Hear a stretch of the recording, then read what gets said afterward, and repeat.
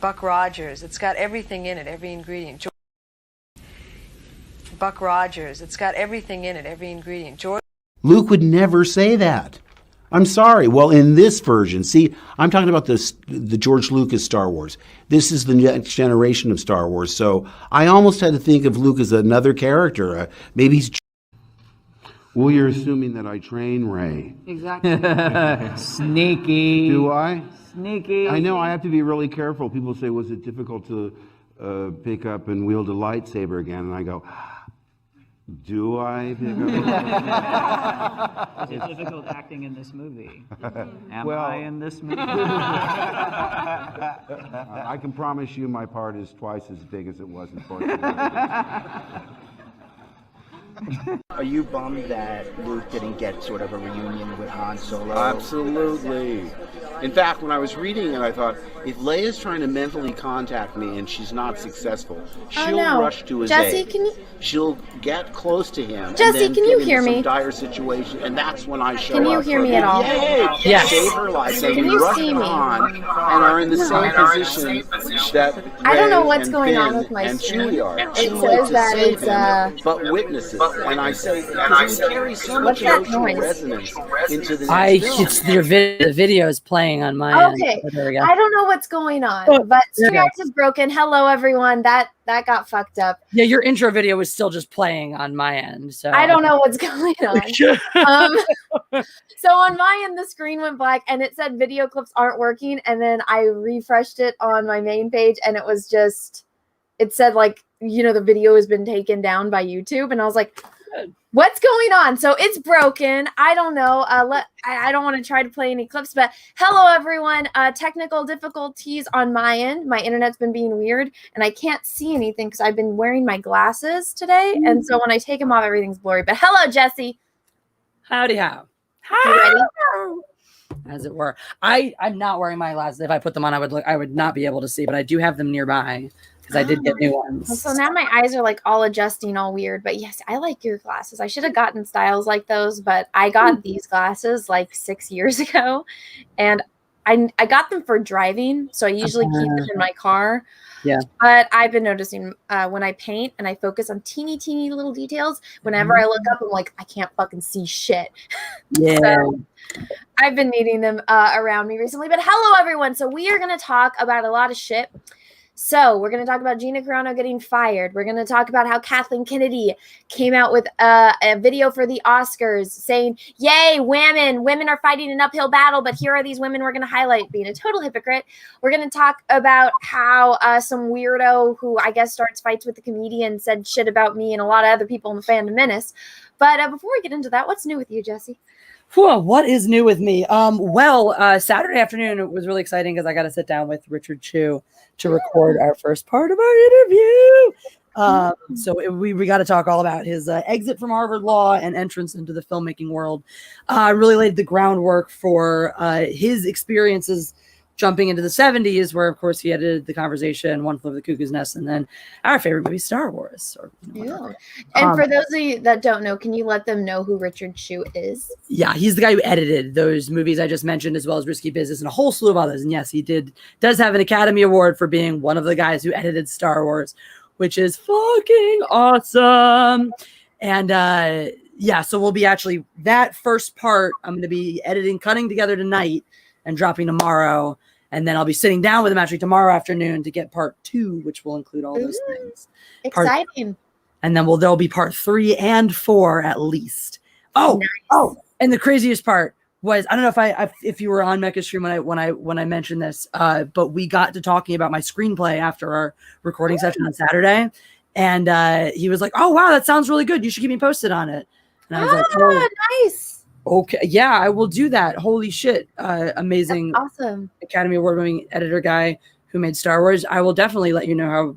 What my screenplay is about and stuff. Well, that's awesome. Congratulations. So how long is part 2 or part 1 going to be? We recorded about an hour at least of like the main stuff. So I'm going to cut it down a lot, I'm sure. There will be a lot of extras available only on Patreon, as well as all the, behind the scenes stuff that's worth cutting that'll be available only on Patreon. But yeah, these are long conversations. They're really exciting. Like we're having fun doing this. Like he's really wanting to talk about all the stuff. So it's fucking amazing. But yeah, that's awesome. Well, that's such an incredible opportunity, and I'm so happy for you. So everyone, the link to Jessi's channel and her Twitter in the description of this video. Please make sure that you go over and subscribe to Jessi's channel. That way you never miss this show, because it rotates between my channel and her channel on Wednesdays around 3 p.m. And that way you don't miss any of her videos, especially when she's got awesome interviews with the fucking editor of fucking Star Wars. And not shitty Star Wars, good Star Wars. The Star Wars. Yeah, so I saw that I had somebody screaming at me not to miss a super chat, so I have two, so I'm going to read them. Charlie Spur, thank you for the super chat. Hey, Anna, on a previous stream, you were talking about how the slave Leia outfit makes your boobs look great. I said they always look great. I hope you weren't offended. I had to leave before you answered. Thank you so much for that. I was not offended. I don't remember saying them maybe back like a few years ago when I was like still like physically. Oh no, this happened like the other week. I remember because it came up somehow. Someone was asking you about it. Like, why are you in the slave labor, this and that? And you just offhand mentioned, oh, that makes my boobs look great. I think way at the end, we got back to a super chat that just randomly said like, oh, Anna, your boobs always look great or something like that. Oh, okay. And I didn't get the reference. Okay. I apologize. Well, thank you for that. That's really random. Yeah. It makes my boobs look great, but I wish I just need to start swimming again. It's driving me crazy that, the gyms aren't open, because there's a 24-hour fitness close to me that has an Olympic-sized pool. So I don't like working out, but I like swimming, and swimming works out your entire body. And so, yeah, so if I were able to swim again like I used to, because I used to swim every single day, it would look much better. But alas, wait until the coof is over. But thank you for that. And then Wicked Still, thank you for the super chat. Hey, Anna and Jessi, love your hair today, and fun birthday stream for Mecca. Well, thank you. Jessi's hair always looks awesome. Oh, I'm pretty sure that was about your hair, which looks amazing today. So, well, yours is like, you haven't really flipped it, but it's like doing the perfect. It's got like it's super soft, and it's nice and like kind of lying a little flat. So it just wants to do its nice little swoop. It's doing it great. So we're going to get into the first topic now that I've read the super chats. But so guys, I believe like a few days ago, right? Gina was fired. So me and Jessi and Jeff, who's in the background somewhere, were actually over on Drunk 3PO's channel doing a charity stream to end human trafficking, especially against children. And it's a stream that Gina supports. So Drunk was nice enough to invite us all over to that stream. And in the middle of that stream, Yellow Flash was, doing his research the way he does. And he discovered, he was the first one to announce it on the stream, that Gina was fired from Disney and from Star Wars and The Mandalorian. And so all these articles were circulating. At first, none of us believed it, because we're like, well, who said it? And it just says a Lucasfilm representative. And then come to find out it was true. And then a few days later, Gina revealed in another interview that she found out that she was fired via social media, just like everyone else, which is super shady. So I was actually on a stream over on Jeremy and the Quarterings channel. And so it was me and a bunch of other people. And some weirdo I've never heard of decided to say a bunch of mean things about us. So Jessi hasn't seen this clip yet, I don't think. Nope. So I'm going to show this to Jessi and everyone here on the panel. So let me get this. Let me turn on the audio. So Sheila Alien, who is a really big Comicsgate fan, and she's a huge supporter of, all the CG channels as well as Fandom Menace channels. And so she clipped this and tagged all of us in it. So this is actually from a stream from this dude. And I guess you have to pay to watch it. So this is just a little clip from it. I'm going to have to mute myself or else you'll hear an echo. But you ready for this, Jessi? I guess so. But on a delusional. I sent you one of those screenshots you were talking about. Where? This one? Yeah. Let's see what this is. Do people know what I'm talking about here? Here, look at this. This is what they're doing. This is what the losers are doing now, because they can't be losers alone. Look at this. The horror. Chrissy Marr. Look at the balds. Look at these fucks. They all collect DVDs and figurines. These are the worst people that we could. Autistic people, Hostbuster. These people. They're on such an off path. They're so far off. And historically, we would have ignored them. They were always silenced and sentenced to a life alone. And now they found this is QAnon.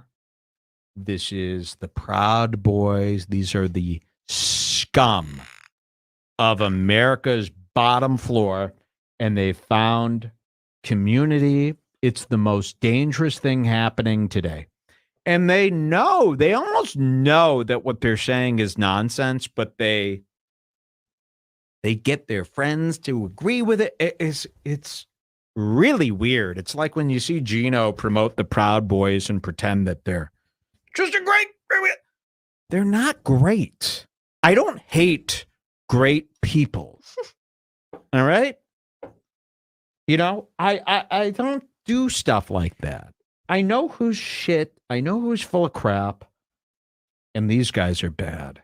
And they shouldn't have internet access. And today we're going to show you some of the grandest delusions of all. I hope that doesn't impress you. But I don't know what can be done. I don't know how we could fight back without looking like it's political. This is the problem. It's because you try to fight Gino Bisconte, and they go, oh, he must be a liberal because Gino's on. See how they weaponize this whole political thing. It's very frustrating. So, you're muted. So here's the thing. I didn't know what the Proud Boys was until this. My boyfriend was talking about QAnon the other day, and I asked him what that was, and he's like, "I'm not explaining that to you." He kind of laughed. Terrifying, messed up shit. Well, so I still don't know what it is. I still haven't gotten a straight answer on what the Proud Boys. You want me to explain to you what QAnon is? Probably not, because it sounds like it's something that is probably political. Just give me a elevator pitch. I was only going to because that's all I know about it. But basically, my understanding of QAnon is that there's an anonymous unknown entity named Q who is telling the truths about the fact that from Star Trek. Wait, Q from Star Trek? It's just Q. It's just Q, the letter Q. So sure. And apparently, all of the Democrats are involved in sex trafficking, pedophilia, and Donald Trump was appointed by God to save us all from the evil Democrats. What? Yep. That is QAnon. That is the elevator. So he just said, so because we were doing a stream, and it literally says in the screenshot, also, by the way, he didn't watch a second of the stream, everyone. Not a single second. This is a screenshot that's up on Facebook that he starts talking shit about all of us. So he, without watching a second of the stream, he accuses us of being the Proud Boys and QAnon, and he calls us autistic fucks that need to get our internet taken away. I don't know. I still don't know who the fuck this dude is. First of all, what is his name so we can cancel him? Because I have a question, right? I'm against cancel culture, but I make a joke.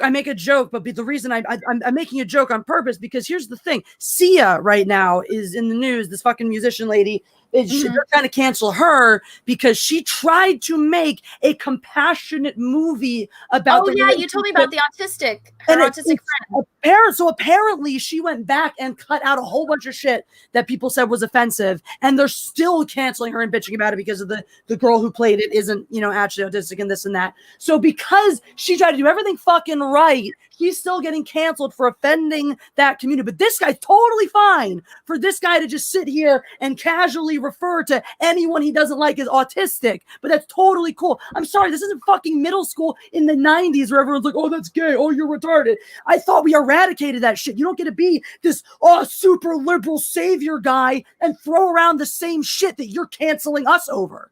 So this person says that hack you have on screen is similar to Howard Stern, but worse. So from what I gathered, I read some of these comments, and from people that know who he is said that he is just some guy that tries to start drama with comedians. And then the drama ends up being funnier than anything that he tried doing. So I still don't know who the fuck this guy is. But the fact that he said this shit about us without watching the second of the clip and started accusing us of names.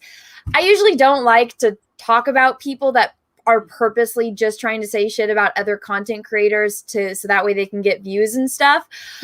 But like all of us, like we're like, who the fuck is, like, none of us, like Nick Rekieta, Hill versus Babyface, Nerderotic, like everyone was just like, who is this dude? It's it just shows how far off base these people. I see a lot of people in chat saying he's making a joke. This is the stuff, though. These are the things we cannot laugh off. These are the things that start as jokes.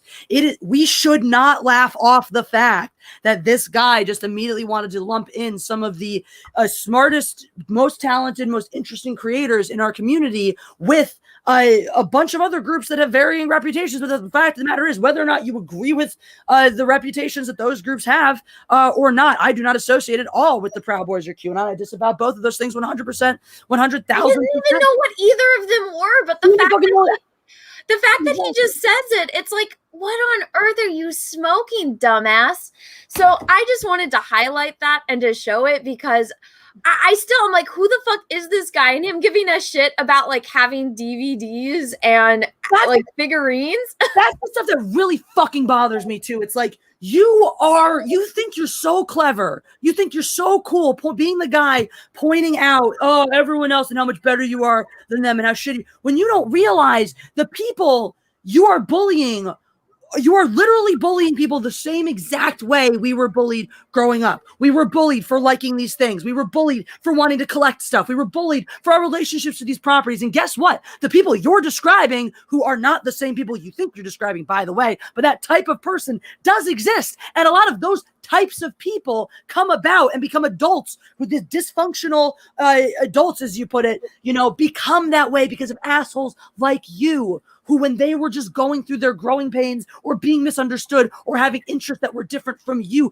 you got your rocks off, kicking them down and pushing them into the dirt because guess what? You turned out to be a fucking comedian. That means you hate yourself. That means you have low self-esteem. If you're the type of comedian that goes makes jokes like this, you hate yourself and you have never been able to find any actualization. You have only ever used your comedy to try to feel better about how much you have, about the fact that you at some point bent the knee and conformed to whatever the mainstream said you should do. Maybe it was to get ahead. Maybe it was to get famous. And you will never be able to get over the fact that you bent the fucking knee. And so every time you see people who didn't, it gets under your skin and you got to resort to being a middle school bully because you can't deal with the fact that there are people out there who don't have to walk the walk, who don't have to bow their heads and just do whatever the boss tells them to in order to get ahead. That we speak with integrity and truth, and you are just lapping at the heels of whoever signs your paychecks.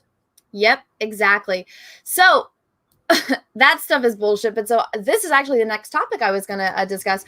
So I showed this video to Jessi right before we started the stream because Jessi had not seen it yet. So that Star Wars Girl KK video just hit 10K dislikes. They even turned off the comments. Check the video, please. So let me pull this up. I actually have it. So, oh, fuck. What'd I do? Okay, there we go. So it's actually right here. It has it. Okay, so I haven't refreshed this. I'm not going to refresh this because I still have the comments on. So I can scroll through this and we can read all of them, but I just pulled it up on another thing. You're right. Comments are turned off and the likes to dislike ratio are gone. So it was only a matter of time. I'm glad we have evidence. So yeah, and I actually was doing a screen recording. I recorded for like 40 fucking minutes of me just scrolling through these comments because as of right now, there's 5,620. Bam! Oh my god! So I was screen recording, which I probably should do again, and just screen record this. I don't want to refresh anything though, because I feel like if I do, it's going. I was down at 4 hours. Leave this like to dislike ratio. Jesus Christ! It's just like why? The thing is, you pick someone to announce this. It's not going to refresh. But so I actually got a video of it.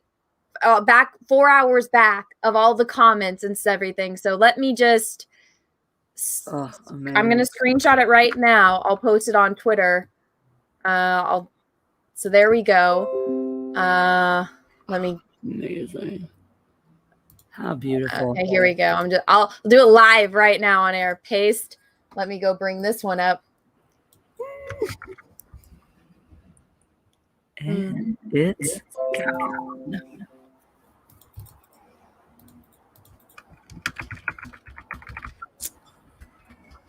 It just shows the lack of awareness of like why pick her. I mean, partially, honestly, it's like there are really very few women at her caliber in the industry because the industry's never let women rise to those heights. So now they got to go ham with what they have, and what they have is this at best completely milquetoast old lady. Does Oscars not have a Twitter? Can anyone confirm that for me? Does who not have a Twitter? Oscars, like the Oscars. I would do Academy. It would probably be the Academy of Arts and Sciences. Yeah, the Academy. That'll be the Academy. Yeah. Yar. But I mean, she holds no weight. She's not an inspiration to anybody. This thing is, the only people who know about her are people who care about movies, and so the only people following her are the people who are very impressed with what she's done with Lucasfilm. Nobody, and us who are very unimpressed with what she's done with Lucasfilm. So isn't that amazing? Like, look, I know mine wasn't updated, but I guess it over 5,620 comments, over 9,000 dislikes, and now it's gone. It's gone. I mean, that's the stuff. Like, that's the type of censorship that should scare people, right? Because that's people. Everyone acts like, oh, it's innocent, it's innocuous, it's this and that. People want to gloss over these things. What that is very clear, right? The second that something happens that disrupts the narrative, it is erased. Mm-hmm. Anything that disrupts the narrative is erased. There's a book I read in school that was like really similar to that. It was a number. It was like a year, and it was really similar. Where any people who thought the wrong things were removed. Any texts. I hear they're burning Harry Potter books now over something J.K. Rowling said. What? Yeah, I haven't. Somebody told me this. I was gonna go see if this is true or not. Oh shit! Because that's some Nazi shit. Well, guys, so here I was actually doing a screen recording, so I can actually have it playing. Oh fuck! If I can go back, I can have it playing while we're talking. So I went and I was screen recording because I had a feeling this was going to happen, and then I stopped because it stopped loading. So this is 42 minutes long of me scrolling through the comments. So I guess we can have that up. I'm actually going to upload this over onto my other channel. If I can find my damn. Here we go. Apparently back in September during whenever we were last caring about what J.K. Rowling said, videos on TikTok of Harry Potter books burning were spreading like wildfire across TikTok. Yeah. That's totally great. That's what we do. And why? What did she say? Some of her purportedly transphobic comments or whatever. Or was that movie she made or something that was apparently transphobic? And yeah, she was getting canceled over it and whatnot. I'm like, it's so culturally backwards. It's so rooted in ignorance to do things like that, to destroy art, to erase things we don't like in order to pretend they don't exist because apparently we're not strong enough in Constitution to confront those things head on. It doesn't. I don't understand how people are so comfortable turning a blind eye to this. Like, I'm getting increasingly more troubled by people's behaviors out in the world today. I'm getting increasingly more alarmed by these kinds of actions. And it's like, hell, I mean, Gina Carano comes out and makes a statement about the dangers of letting neighbors turn on neighbors and fostering that type of community. And in response to that comment is removed and canceled. It's like, how much more on the nose do you want to get? Like, no, we don't believe,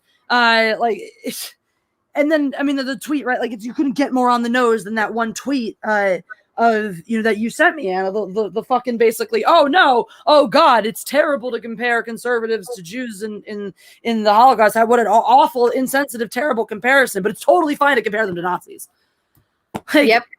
No, it's not. It's not okay. If the thing is both sides love to do this. Both sides love to go, you're all Nazis, you're all Nazis, you're all Nazis. And the second they get accused of being a Nazi, go, oh my God, it's so horrible to accuse anybody of being a Nazi if they're not literal Nazis. Like, okay. Yeah, I know.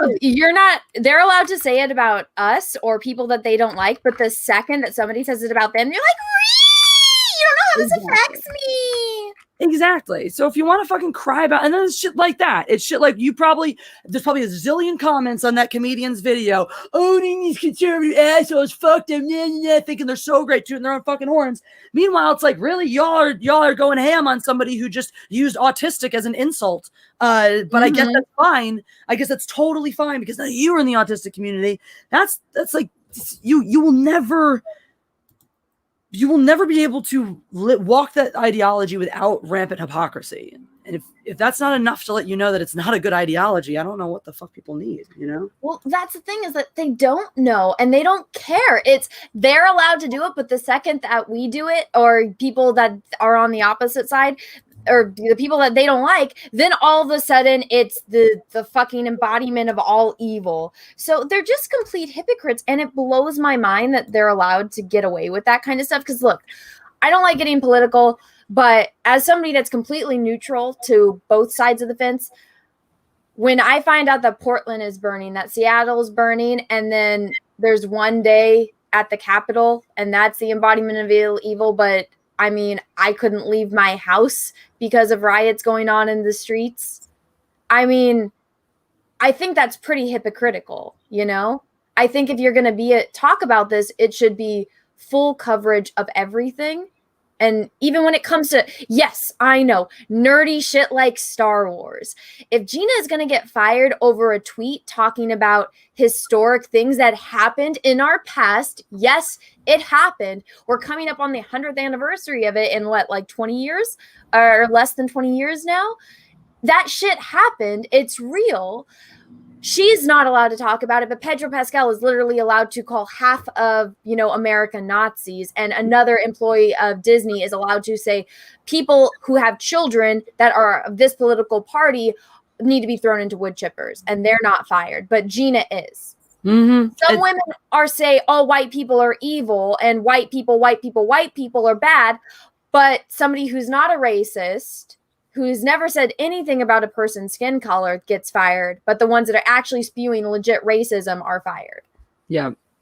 No, it's really fucked up. And I always come back to this, and I'm really glad that you encouraged me so much to make a video. It's really a lot of that was what pushed me into doing it and doing my take on it, because I'm just fucking over, like, unless you have it documented that you have been fighting for Jewish rights, since you got into the conversation, shut the fuck up about anti-Semitism and Jewish this and Jewish that, because y'all only fucking care when it serves your agenda.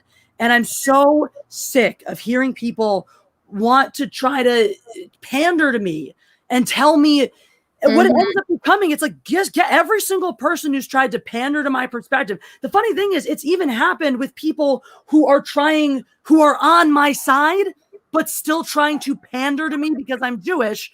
Don't. If you're on my side, then we're on the same side. You don't have to pander to me. You don't need to convince me you're on my side. I believe you. Because even on our side, the second you start pandering, it's the same shit that we call out over there. We smell that shit clear as day. When I call it, when I'm calling this shit out, people pandering, to people of different races and gender orientations and whatnot, I smell that bullshit just as strong when someone comes pandering to me, because, oh, you're Jewish and this and that. And no, I'm not suddenly going to take up your social justice crusade because y'all came knocking on my door telling me this is a Jewish issue right now. I fucking live Jewish issues every day of my goddamn life. I don't need you to tell me what is and what is not, because 3 weeks ago or 3 months ago or last year, when I had a real fucking Jewish issue I wanted to bring to your attention, your ass wanted to tell me why it wasn't a real problem, or how I just didn't matter because I'm too white. So fuck you. Stuff your anti-Semitic crusading, anti-Semitic crusading up your fucking asshole where it belongs. Shut the fuck up and make a real argument, because guess what? There are 1,000 real arguments to be made about this subject without pandering to Jewish people or even bringing Judaism really into it. So if you're Jewish or have a connection to Judaism and feel very strongly that about that talking point when discussing this, go ahead. But if not, just fucking talk about it. Stop trying to fucking convince all the Jews we should feel one way about it. We are people. We will feel however the fuck we want to feel about it. And we're not all going to feel the same way. So stop treating us like you treat every fucking group you want to tokenize and utilize to virtue signal when it's fucking convenient. I'm not your fucking virtue signal. Exactly. And I mean, Quartering actually had a like good clip in the beginning. They had I'm not too familiar with, you know, the women's MMA, but it's, I guess, a guy that knows Gina and is part of the MMA. And he said, oh, like, well, how do you feel about this whole Gina Carano situation? He's like, yeah, you know, it's fucked up. You know, everyone makes mistakes. She shouldn't have been fired. And also, I guess this one guy who's Jewish that writes for the MMA basically made it all about him. And he calls him out. He's like, yeah, that one asshole made it all about him. And that's fucking wrong. And so it's funny because people are calling her anti-Semitic. And it's like, Ben Shapiro literally hired her. Yeah, and he's exactly. Jewish. She's like an Orthodox Jew, right? Exactly. So obviously, and that's the thing, Ben Shapiro and I have disagreed in the past on you know, certain issues that will be regarded as Jewish issues. Because also, everyone, I just want to let you know, I did a screen recording of the comments on the Kathleen Kennedy video. So this is my screen recording. I screen recorded for like 42 minutes. So that's what's up on the screen. These are all now deleted or hidden comments, by the way. So go ahead. Sorry. No worries. I think it's important to note. So by all means, you know, tune in. I've been leaning in a little bit to catch a few of them too. No, but it doesn't. I just lost my train of thought. It doesn't matter. It was something along those lines too, about like it just. It's gone. I'm sorry. Anyone in the chat? I feel really bad. Oh, don't feel bad at all. I was probably just honestly, you know, just more similarly along the lines of what I was saying. Oh, that's what I don't remember what it was. It's the same shit, you know. And every time I have conversations with people in different special interest groups that have been, whose cause has been taken up by the social justice warriors at a point or another, all feel very similarly, which is this doesn't represent me. You know, I have there's a lot of trans. And I like how they just immediately start speaking for you, Jessi. Of course. Naturally it is, yeah, and this is I can't fucking, and the second you want to get involved in the conversation, oh, well, you don't really, you know this. And that's always the thing too. It drives me effing crazy. That's why I dropped that card right off the bat, because I'll go toe to toe with somebody over Jewish this, Jewish that, and whatnot. And then when the second they want to try to get all insistent about, well, no, Jewish people, and then the thing is, you can tell by the way somebody talks about Jewish people, whether you're one of them or not. We can tell. Y'all may not be able to tell I'm Jewish by looking at me, but Jews can tell I'm Jewish by how I talk about Judaism. And so when you're not, and you want to start talking, like was the point I made at the very, very beginning of my video. Before you start lecturing anybody about how certain people feel, first of all, probably be part of that group before you think you have the authority to go tell anybody else how to feel about that group.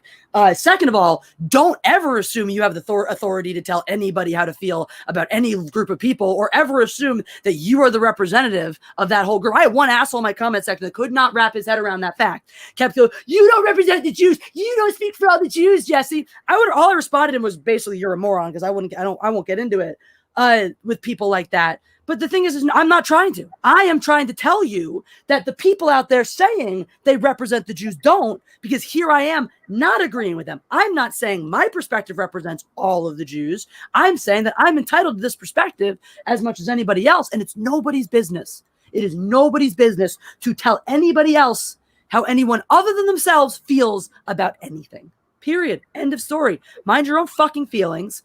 Deal with how you feel.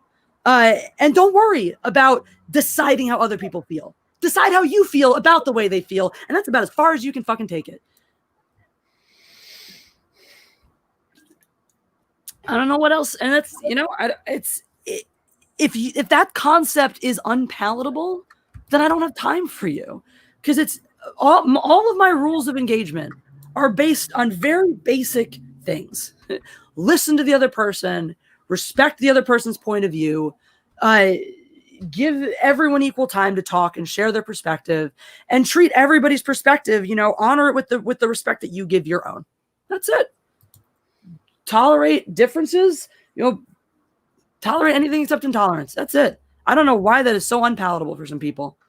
Well, I think that they just don't care. That's the thing. It only matters is if it benefits them and if it's about them. That's all that they care about, Jessi. I mean, in case in point, the example you brought up of the one guy immediately wanted to make it about him, and the other The other MMA reporter calling it out and just called the guy a douche. Basically, called it exactly what it is. So you don't speak for all these people. The fact that you want to sit here and get on your high horse and act like you speak for an entire group of people, fuck you. You can speak your opinion. That's the whole thing. I don't give a shit if you want to speak your opinion. If you want to get on there and go, I think what she said was absolutely wrong. I find it horrifically offensive and I agree with her being fired. A+. If you want to say as a Jewish man, I feel this way. A fucking plus. But there is a world of, there's an ocean between, as a Jewish man, I feel X, Y, and Z about Gina Carano's statements, and Jewish people feel this way, or this is what she did to the Jews, or this or that, because you ain't our fucking spokesperson. You ain't shit to me. So you don't speak for me or my opinions or my feelings. Nobody does except for me. That's the thing that drives me crazy. We're in a world where more than ever, the opportunity for individualism is rampant, is everywhere. It's social media, the internet, all of this stuff. Everybody has infinite capacity to and fucking laws protecting everyone's fifis and identity. Everybody now has infinite capacity to express their individuality. So why the fuck are we in a place where we are so obsessed with grouping things together and making labels and this and that? Part of it, I realize, and if you're there, feel free to jump in. I just figure you might be off somewhere. Sorry. No, I had UPS pickup came in, and the people that are supposed to, they didn't basically let me know that the UPS was coming today, so I didn't have a box ready for it. So communication is key when you're working with other people. I'm sorry. So I just missed the last minute and a half. Oh, no worries. I kind of figured you were occupied, so I was just sort of sorry. I apologize. No worries. I was monologuing. Go ahead. So fill me in. What did I just miss? Well, I remember where I was just about. Oh yeah, labeling. How now it's easier than ever to be an individual, and yet there's this obsession with putting people in boxes, with creating labels, with with codifying groups based on those labels. Oh, well, you're alphabet people, so you believe these things. Okay, well, you're social justice warriors, you believe these things. You're liberals, you believe these things. You're conservatives, you believe these things.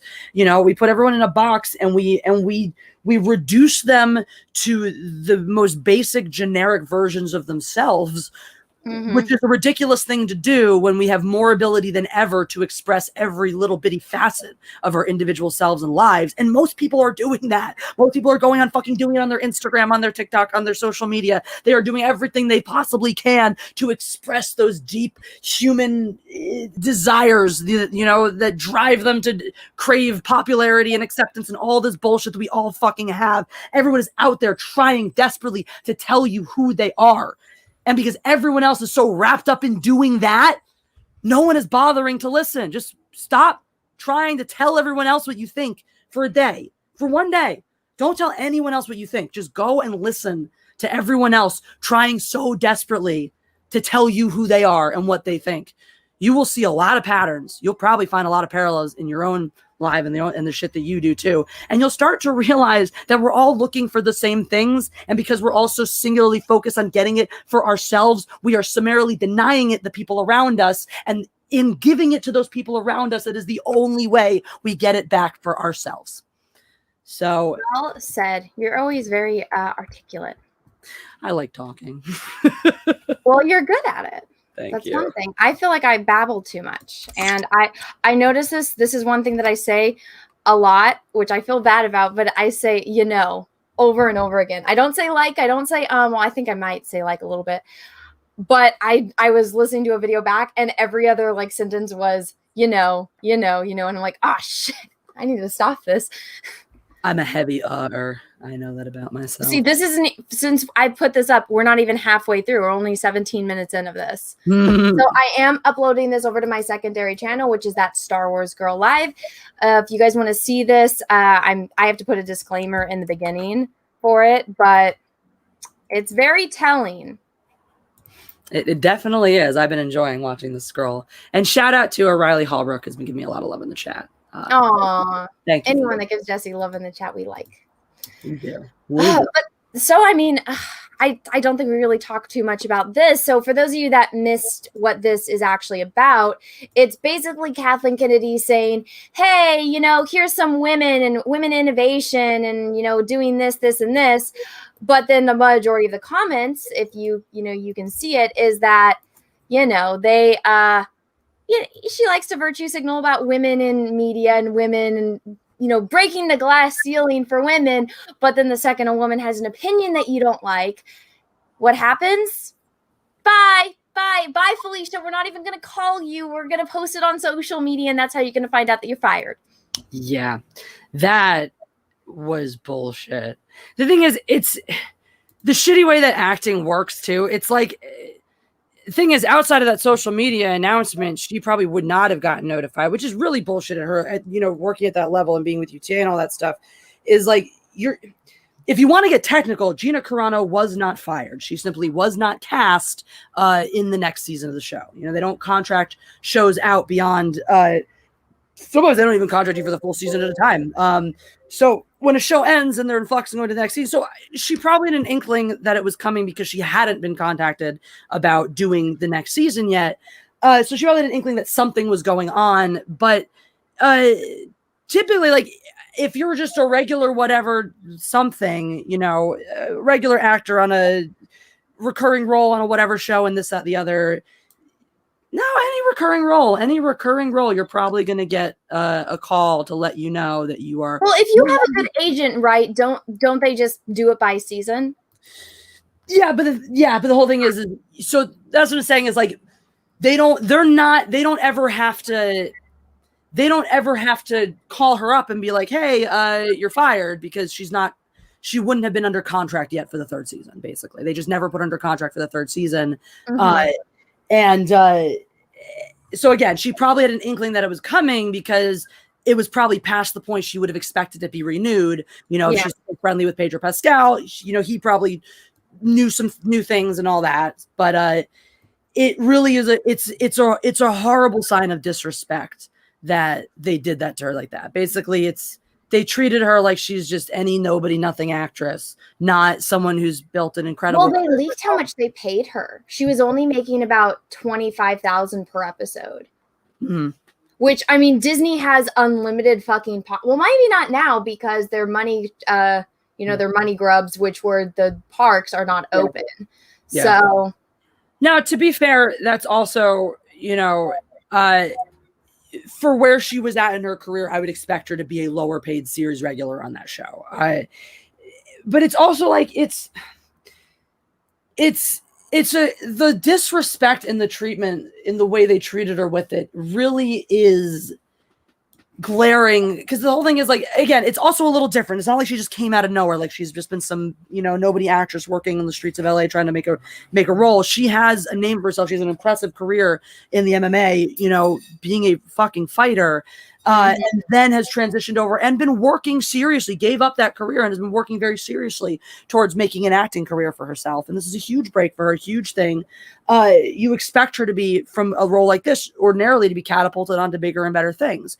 And so the gesture of just putting out a PR statement, not even saying like, because again, Johnny Depp gets fired because he's under a multi-movie contract for Pirates of the Caribbean. Gina Carano doesn't even get fired. Gina Carano just doesn't get a call to do season 3, which, like, it's, to me, that's so much worse, because it's the way they're trying to treat her is basically that you ain't shit.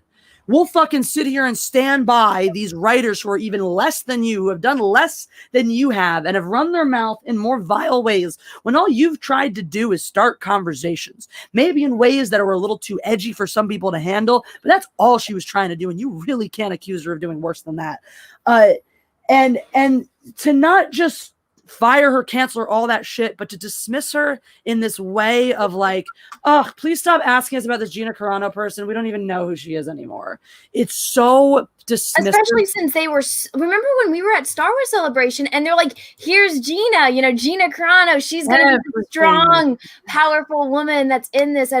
everyone was going crazy. And remember how nice she was? And me and you were both like, wow, because she's just like, oh my gosh, I'm so happy to be a part of this family. You guys are so opening and like welcoming to me. And she was so genuinely happy, and it was really infectious. And me and you were like, oh, we weren't really sure about her at first, but now it's like, yeah, we like her. She seems like a really nice person.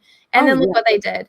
The second that you do something they don't like, you're the embodiment of all evil. Which is the funny thing, too, because it was like you had a big fucking win right there. You had a strong female character to pander to your social justice crowd, but a well-written female character played by an actress who had the toughness and badassery to back up being a fighter.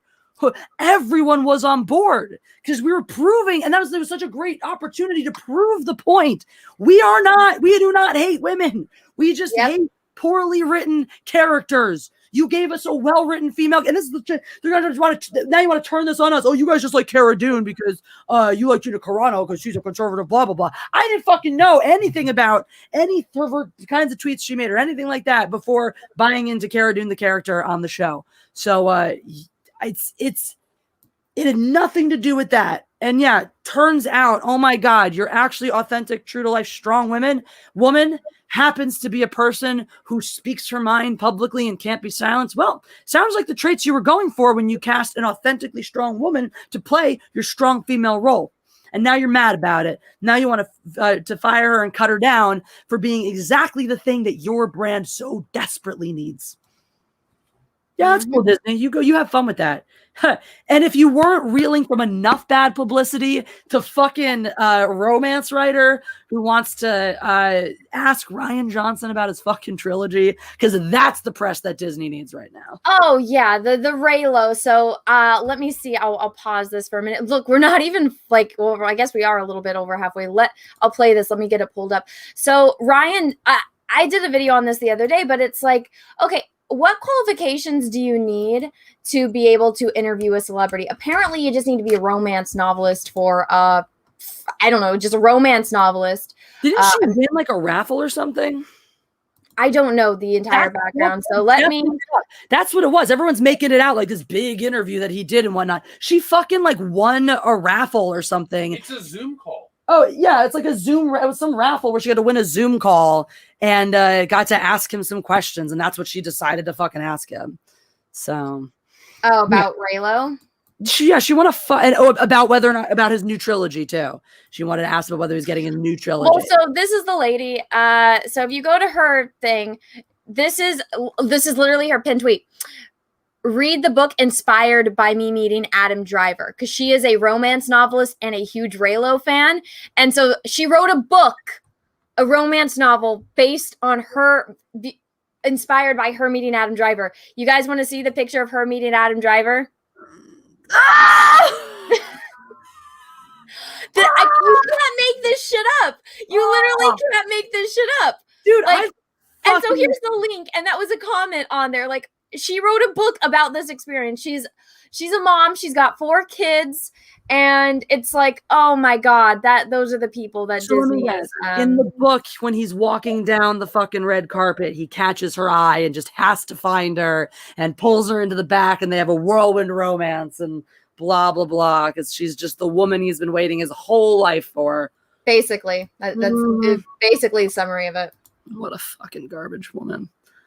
I just thought that was hysterical. I'm like, this is just precious. Everyone's blows up like Ryan Johnson's getting it. Ryan Johnson is always going to say that because Ryan Johnson is an insufferable twat. That's exactly what I said in my video. I'm like, he'll be on his deathbed and he'll still be saying that his trilogy is coming. You know, you literally ask one of the most narcissistic people in Hollywood, hey, when is your trilogy coming? He's like, oh yeah, nothing's in the works right now because I'm busy doing other things. He's gonna say that until the day he fucking dies. Of course he is, which is just idiotic because it's like, dude, you have an opportunity to bow out gracefully. Oh, COVID changed things and we're in conversations and blah. Like, you have an opportunity to back away from this very gracefully and use the COVID excuse without and totally save face, but you're not going to. You're gonna act like it's still totally happening, and then eventually you're gonna end up with a big fucking egg on your face because it's not fucking happening, and we're all gonna laugh at you when that's the case.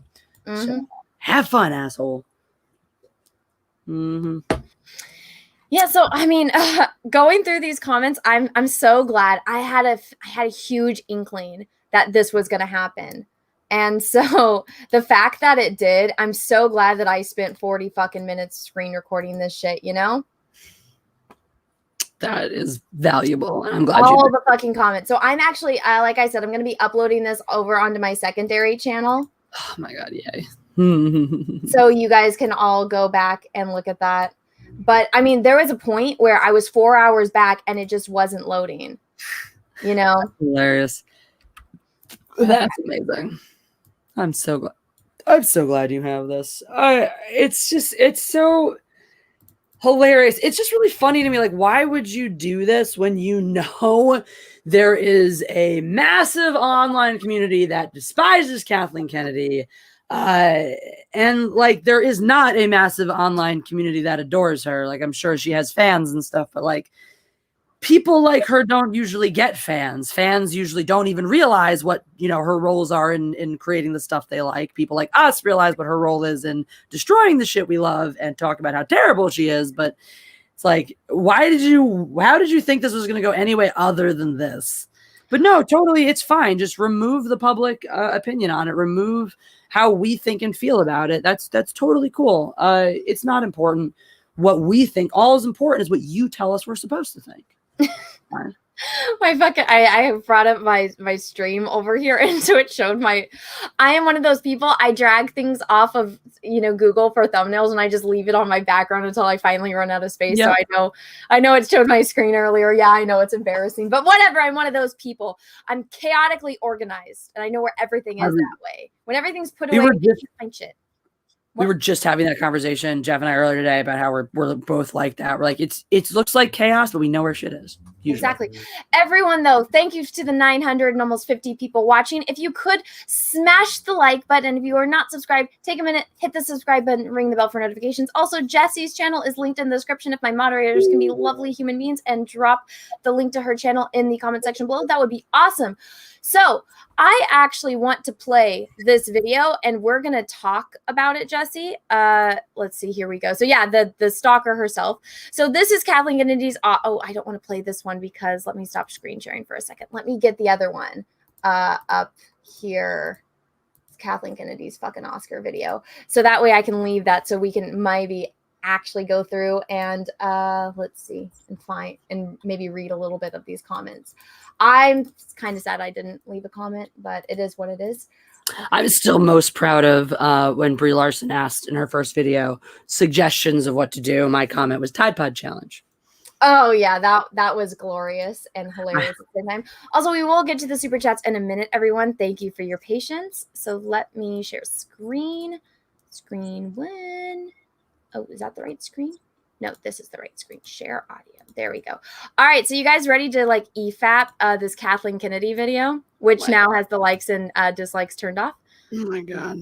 All right, you guys ready? So ready. Fade in.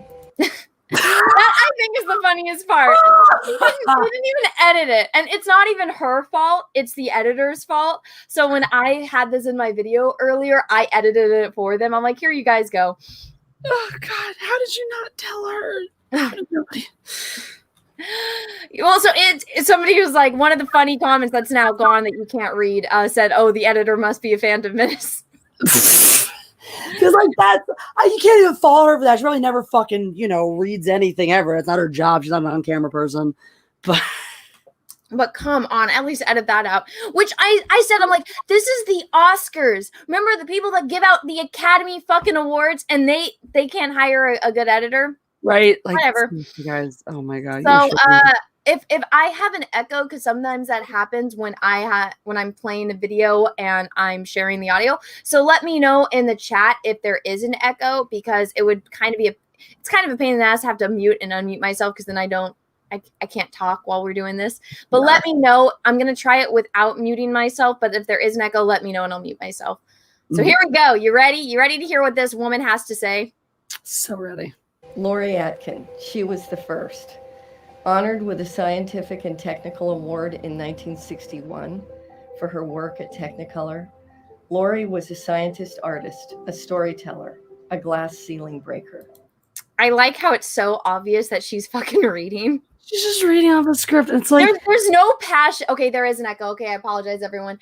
So there's no passion behind this. She's not like, Lori was this groundbreaking. She broke the glass ceiling. She did this stuff. She set the tone for women in film. It's Lori was a this, and she worked for Technicolor. Da da da da da da da. It's so impersonal. I mean, you'd think like that's first of all, this is why they usually have actors present awards, is because you understand how to present some shit. It's like you're talking about something that's supposed to be important. You're being shown in this video as a representative of powerful women in your industry.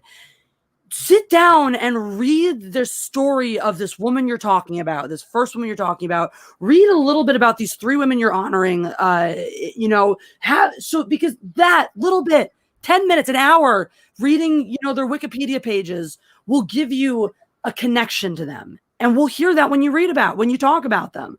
Or fucking going over the script more than twice ahead of time will allow you to feel conversational and not like you're reading off a fucking script. This is the shit that pisses me off too, with people like her. And it's not just, Kathleen Kennedy, all her fault in Lucasfilm, but a lot of people in this position in the industry where they go wrong creatively too. It's you want to treat actors like we're just the shit on the bottom of your shoe and this and that.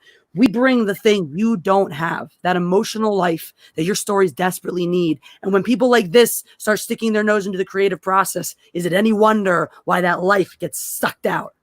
All right, you ready? You ready to dive back into this? Here we go. I guess. Cut to 2021 and Lori's pioneering legacy to 2021 story of women shattering what is possible in the science and technology of filmmaking. This year, Haley Iben of Pixar Animation Studios, Kelly Ward Hamill, and Marianne Simmons of Walt Disney Animation Studios will be the recipients of the 24th, 25th, and 26th Science and Technical Award presented to women by the Academy. Haley, Kelly, and Marianne are honored for their innovations in hair simulation. Hair simulation. They animated Elsa's hair for Let It Go. Well, whatever came out in, I guess, 2020, right? So that was what I thought was, okay, first off, the SJWs, they're going to lose their mind because there was no women of color. It was 3 white women, and they're winning the award for simulating hair, which is a stereotype of women. I fucking love it. We're going to honor these women of all the technical achievements so we can prove that women are just as technologically capable in these science-based fields as men. These 3 women made hair flow really pretty. Yep. Which, I mean, honestly, hair is extremely hard to animate. Absolutely. It is very, very difficult. But I feel like you and I, we deal with these weirdos so much that they're going to lose their mind. Heck, when I just did my She-Hulk redraw, or I shouldn't say redraw, my paint over, because that's exactly what it was. I gave it female hair because it was literally just a dude that they said was a She-Hulk, and it's like, no, She-Hulk's feminine. Guess what? Women pay attention to our hair. We like doing our hair, even if you don't like doing your hair, like you, Jessi. You don't spend as much time on your hair as I do, but you care about the presentation of your hair, or else you wouldn't bother styling it in any way, shape, or form. And even men care about their hair too, So, see, I said, that's, I need to break that damn habit. But it is very difficult to do. But you and I already know how these people lose their mind. If women have anything to do with any type of feminine type of stereotype, like doing hair, like anything related to being feminine, they're going to lose their mind. They going to see this. They're not going to care that, oh my gosh, it's a woman achievement. They're going to look, all of those women are white with blonde hair. And they won something for hair. So I can already see those weirdos losing their mind about that. But the fact that Kathleen Kennedy is talking about women's achievements. Well, here's the craziest thing on that point that you were making, though, about the hair and all this. I mean, look at the 2 on the ends. The one in the middle, she looks like she's not that much older than I am. But the 2 on the ends, these women are older women who came up in Hollywood, came up in the industry, at a different time, probably, and had different. Thing is, there's probably a lot of validity in the word that they're receiving. They've probably done a ton of work in their field. They probably have innovated, and the things that they did to make Elsa's hair flow in the breeze or whatever they may have done probably were incredible scientific achievements. And the social justice crowd will tear them the fuck down for exactly those reasons. Why? Because they're white and because it's hair and oh my God. And so you're actually, instead of turning your focus or talking about the Academy, this or that, you are going to take something beautiful away from three women who have probably faced a lot of gender-based discrimination at their workplace and who have worked their asses off to earn this. You are going to sour this and ruin this because your personal talking points that you probably have no fucking relevant life experiences for are more important than the work that these three women did. Mm-hmm. Also, I see this comment. We will go and look at the other comment sections. We're going to finish listening to what Kathleen Kennedy says because the next thing that she says is extremely ironic. So I'm going to mute myself again. What? Sorry. Could they not just have said for innovations in motion animation, specifically, you know, hair in this movie or whatever? Like, they could have, like, you could be aware of this and, like, no, that's the hilarious thing is they're constantly trying to pander to an audience without actually understanding what that audience is looking for because they do dumb shit like this, where it's like, all you have to do is say for innovations in motion animation, you know, done. And then you remove that trap. You fell well, right. They didn't even have to say motion animation because that's kind of redundant because it's just animation is motion itself, like animated motion, or, you know, not real. Yeah, innovations in motion, right? The innovations in motion. Hooray. Well, so this next part is so ironic. Jessie's probably going to spit out her drink. So I have to mute myself so there's no echo. So let's finish this because it's almost over. Are honored for their innovations in hair simulation. And this year marks the most women honored at a single scientific and technical awards. Is there work to be done? More barriers to break? More progress to be made? Yes, of course. Yes, of course. There's progress to be made. As in, don't be a sexist fucking cunt and fire a woman like Gina Carano, but keep Pedro Pascal because he has politics that you like. You know, somebody said this, Jessi. They're like, Anna, you only are defending Gina because you like her politics. And I'm like, I've defended Mark Hamill more than any other person on my channel. He has, based on what they post, he is the exact opposite politics of Gina Carano. So that in and of itself, I'm like, you don't know anything about me. I defend what I think is right and what's wrong. And if somebody is being wronged unjustly, I'm going to talk about that. And I'm going to defend the person that I think is being, mistreated, which in this case is Gina. They mistreated Mark Hamill because what was his crime? He was a white man that represented hope to an entire generation of people. And he was the lead of the movie. Kathleen Kennedy wanted it to be a woman. So what did she do? Oh, we need to make a woman more important. So let's cut down a man. Yeah, that's apparently the only way we can do that. Damn it. Sorry. Well, So she's saying, yeah, we still have more things to do and achieve. So it's like, okay, Kathleen Kennedy, what have you done as the president of Lucasfilm? It took you, Jon Favreau was actually the man that came in after she fucked up the Disney Star Wars sequel trilogy. She fucked up Star Wars. So a man came in to create a show that actually, fans liked, a majority of fans and normies liked The Mandalorian. What did he do? He brought in the first female director on Star Wars, not Kathleen Kennedy. Jon Favreau did that. Then what does Kathleen Kennedy do when she sees, oh, well, we need female representation, even though she could have started off, instead of hiring J.J. Abrams, she could have had a female director. Instead of doing that, what does she do? Oh, okay, well, we need a woman here since Jon Favreau beat me to it, even though I had years to do it. What does she do? Okay, let me go hire Harvey Weinstein's personal assistant to do a show for, Disney Plus called The Acolyte. Let me go do that. Let me go call up Harvey Weinstein's ex-personal assistant to go direct a show, even though she could have started off with having a female director. And heck, there was one, the first female director to win an Oscar, which she directed The Hurt Locker. I cannot remember her name, even though I looked it up right before the stream because I wasn't sure about it.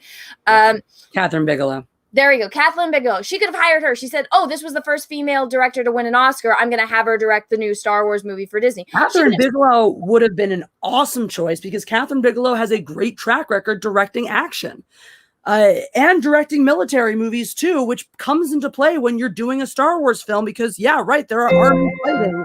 So understanding how to present militaries actually would have been a great asset. I bet Catherine Bigelow would have done a bang-up job. And she's demonstrated with movies like Point Break that she absolutely knows how to write male characters and characters that are palatable to men as well. Mm-hmm. So Well, so just women like that, somebody that is qualified, personally, I think, to direct a Star Wars film. What does Kathleen Kennedy do? No, let's get J.J. Abrams. Let's not get a woman. Let's not say, oh, hey, guess what? We need to break the glass ceiling. We need to have, more women in charge of things. Kathleen Kennedy, a woman, hired men. It took a man to come in to hire the first female director for Star Wars. Isn't that ironic? Isn't that completely hypocritical of her? And then when a woman is saying things that she doesn't like, doesn't agree with, she fires her. She didn't even have the balls to get one of her employees to call her to fire her. She just has someone from Lucasfilm announce via social media, hey, Gina Carano is fired. But then a man, Pedro Pascal, is basically doing the same political tweets that Gina's doing, just on the opposite side of the fence, and he doesn't lose his job. Isn't that ironic, Jessi? Very ironic. Really speaks to a pro-woman sense of leadership there. Also really interesting, too, when you look at the women that Kathleen Kennedy has given shots to. So Leslie Headland, somebody who, for all intents and purposes, is probably extremely connected herself. Because that's the entire reason you become someone's personal assistant in Hollywood, right? Is to get all of their connections to then do whatever it is your actual goals are. So she is extremely well connected. Obviously, she has a connection to Kathleen Kennedy, so clearly, with like 0 writing credits. So you're gonna give a handout to one of your insider buddies that you probably know because of Harvey Weinstein. And then you're going to give handouts to all these writers, these nobody writers with no credits, with no track record, with nothing. Why? Because I'm sure you already have sway over Leslie Headland. She's part of your circle, so you already have established power over her. You have infinite power over these nobody writers who are never going to make anything of themselves, anything like that. Meanwhile, Gina Carano, the second she starts having a voice and a personality, she gone. But look at Jon Favreau. Look at who he hires to be his first director, female director on an episode. Right? It was Bryce Dallas Howard, right? I think it was Bryce Dallas Howard, and then I cannot remember the other lady. My gosh, something Chu, right? No. Yeah. Was Elizabeth? No, that's not her name. Deborah Chow. Deborah Chow. There we go. Deborah Chow. Deborah Chow. Yeah, that's what I thought. Oh, right. I think so. Anyway, so what's cool about that, though, is like immediately Bryce Dallas Howard is somebody with, famous daddy, with big connections of her own. He wants to get into the directing game, clearly, and her acting stock has been on the rise over the past several years pretty consistently, and is getting into the behind the scenes game. It has all the power to do that. A powerful woman in Hollywood. Now, I may not have cared for her, the job she did on the episode, but she is undeniably a powerful woman in Hollywood who, didn't do a great job on her first, wasn't that her first directing thing too? Her first directing project or something like that. But she ain't going anywhere. She's going to have a place in Hollywood as long as she fucking wants to be, as long as she doesn't get herself canceled. And Jon Favreau, not afraid to put her on a project and work with her. Kathleen Kennedy will not work with other women of that caliber. And even so, even though she is still miles above, Bryce Dallas Howard is no threat to her whatsoever, she still will not work with a woman that powerful who has connections of that caliber. And it really is a symptom of a lot of women who came up at the time she came up. It sucks. It's sad because they had to fight tooth and nail to be taken seriously, to get the things that they wanted. They had to be a certain type of person to get where they got in their careers. And they had to deal with a certain type of shit on the way. And as a result, a lot of women in those positions get very jealous and covetous of other women who are trying to rise up because they feel like there isn't room for more than one. And so they got to keep everyone else down, not realizing that the entire purpose of their path was to pave the way so that there was room for more than one. And they ultimately, for all the work they do to break down barriers and this and that and the other, grow up and become the thing that they fought against their entire life. Well, I mean, that's kind of what Kathleen Kennedy's MO is. It's when Solo was coming out, right? There was all of that controversy around it. I covered it, you covered it, Jeff covered it. Basically, everyone was covering this shit because it was just a jumblefuck catastrophe. She's hiring directors, she's firing directors. Why do you think the hashtag Solo lost money? Ethan Van Sciver, his Solo t-shirts were his best-selling t-shirts to date. So But it's funny because she could have easily. How many Star Wars movies have come out? Okay, was Rogue One. There was the sequel trilogy, 3 movies right there, and then there was Solo. Yeah. Did I miss any Star Wars movies? Nope, 5. So five Star Wars movies. None of them had a female director. Kathleen Kennedy could have made all of those. She could have given 5 different women a chance, but guess what? She gave men chances. Wow. Were there any female writers credited on those films either? I don't know off the top of my head.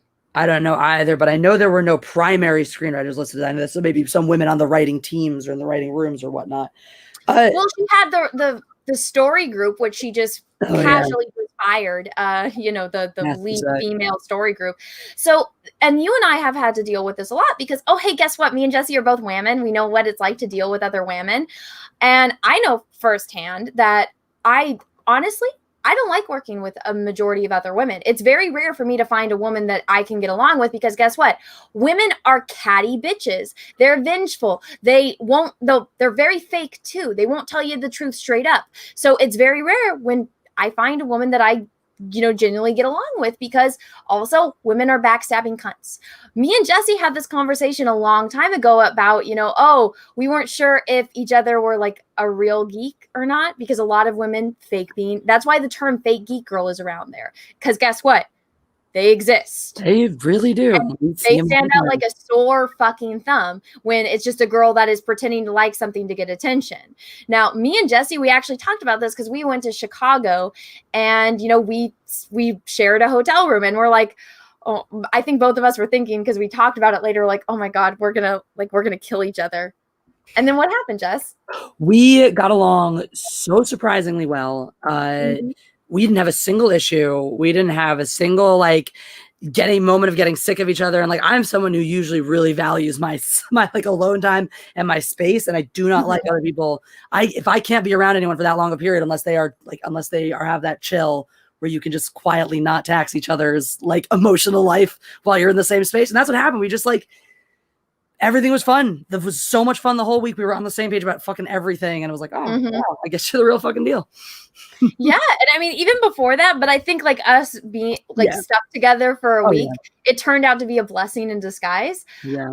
My little StreamYard just showed a signal thing, a weak signal. So if I do start cutting out, let me know. But hello, 1,000 people watching. Please smash the like button.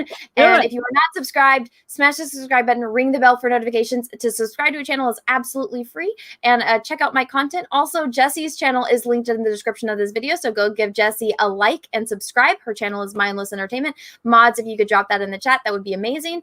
We are currently talking about just the hypocrisy of Kathleen Kennedy because and what it's like when you actually deal with women. So when I was working, I do freelance, right? But when I was in person, this is actually how I finally was like, fuck this. I'm never working with other people like this again. So women get insanely jealous, right? That's one of our biggest flaws that I think all women have is that we have jealousy. And I mean, that's known throughout time. You go read any fucking book, you go look at anything. Basically all throughout history, women are known for our virtues, but then our faults is almost always number one is jealousy. Kathleen Kennedy, again, had the opportunity to hire five Star Wars movies. She had the opportunity to hire 5 different women to direct a Star Wars movie and she believes in women, right? She's the one that the Oscars picked to give this presentation for the females that did groundbreaking in science and technical awards. And she's talking about breaking the glass ceiling and making room for more women. And women have, we need more opportunities to succeed. She had the opportunity to give at least 5 different women roles as directing Star Wars films. She didn't give it to a single woman. She gave it all to men. So she's a complete fucking hypocrite. Maybe if she had given those roles to women, they would have come up with films that had, I don't know, more palatable female characters. And maybe she wouldn't have had a whole bunch of flops on her hand. $1 billion flop. Yeah. And I mean, she could have easily found, I said it again. I'm trying to break the habit of, she could have actually found female fans or female writers out there or female directors. Like I was saying earlier with the woman that directed The Hurt Locker. There are plenty. She would have been a great choice. There are plenty of women with experience. But no, she wanted J.J. Abrams. She wanted she wanted Rian Johnson. She wanted all of these other men to go and direct Star Wars movies and to be the head of all of this. But she picked a bunch of sycophantic fanboys. I mean, it's no accident the type of men she picked too, you know. She wants subservient men that will do whatever she says. Exactly. She doesn't want anyone that's going to challenge her, like Gina Carano. You know, it's no accident that she swapped out, you know, two of the hottest, most exciting up-and-coming comedy directors for the world's most milquetoast director ever, you know, and somebody that I'm sure she has a close personal relationship with and feels very comfortable with, and they kind of just know how to not rock the boat, you know.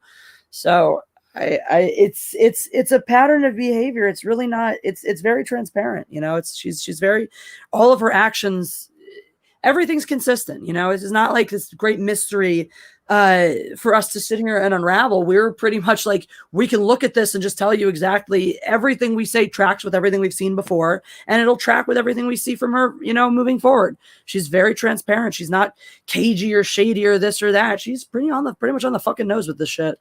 You know, she's not even trying to hide it, really.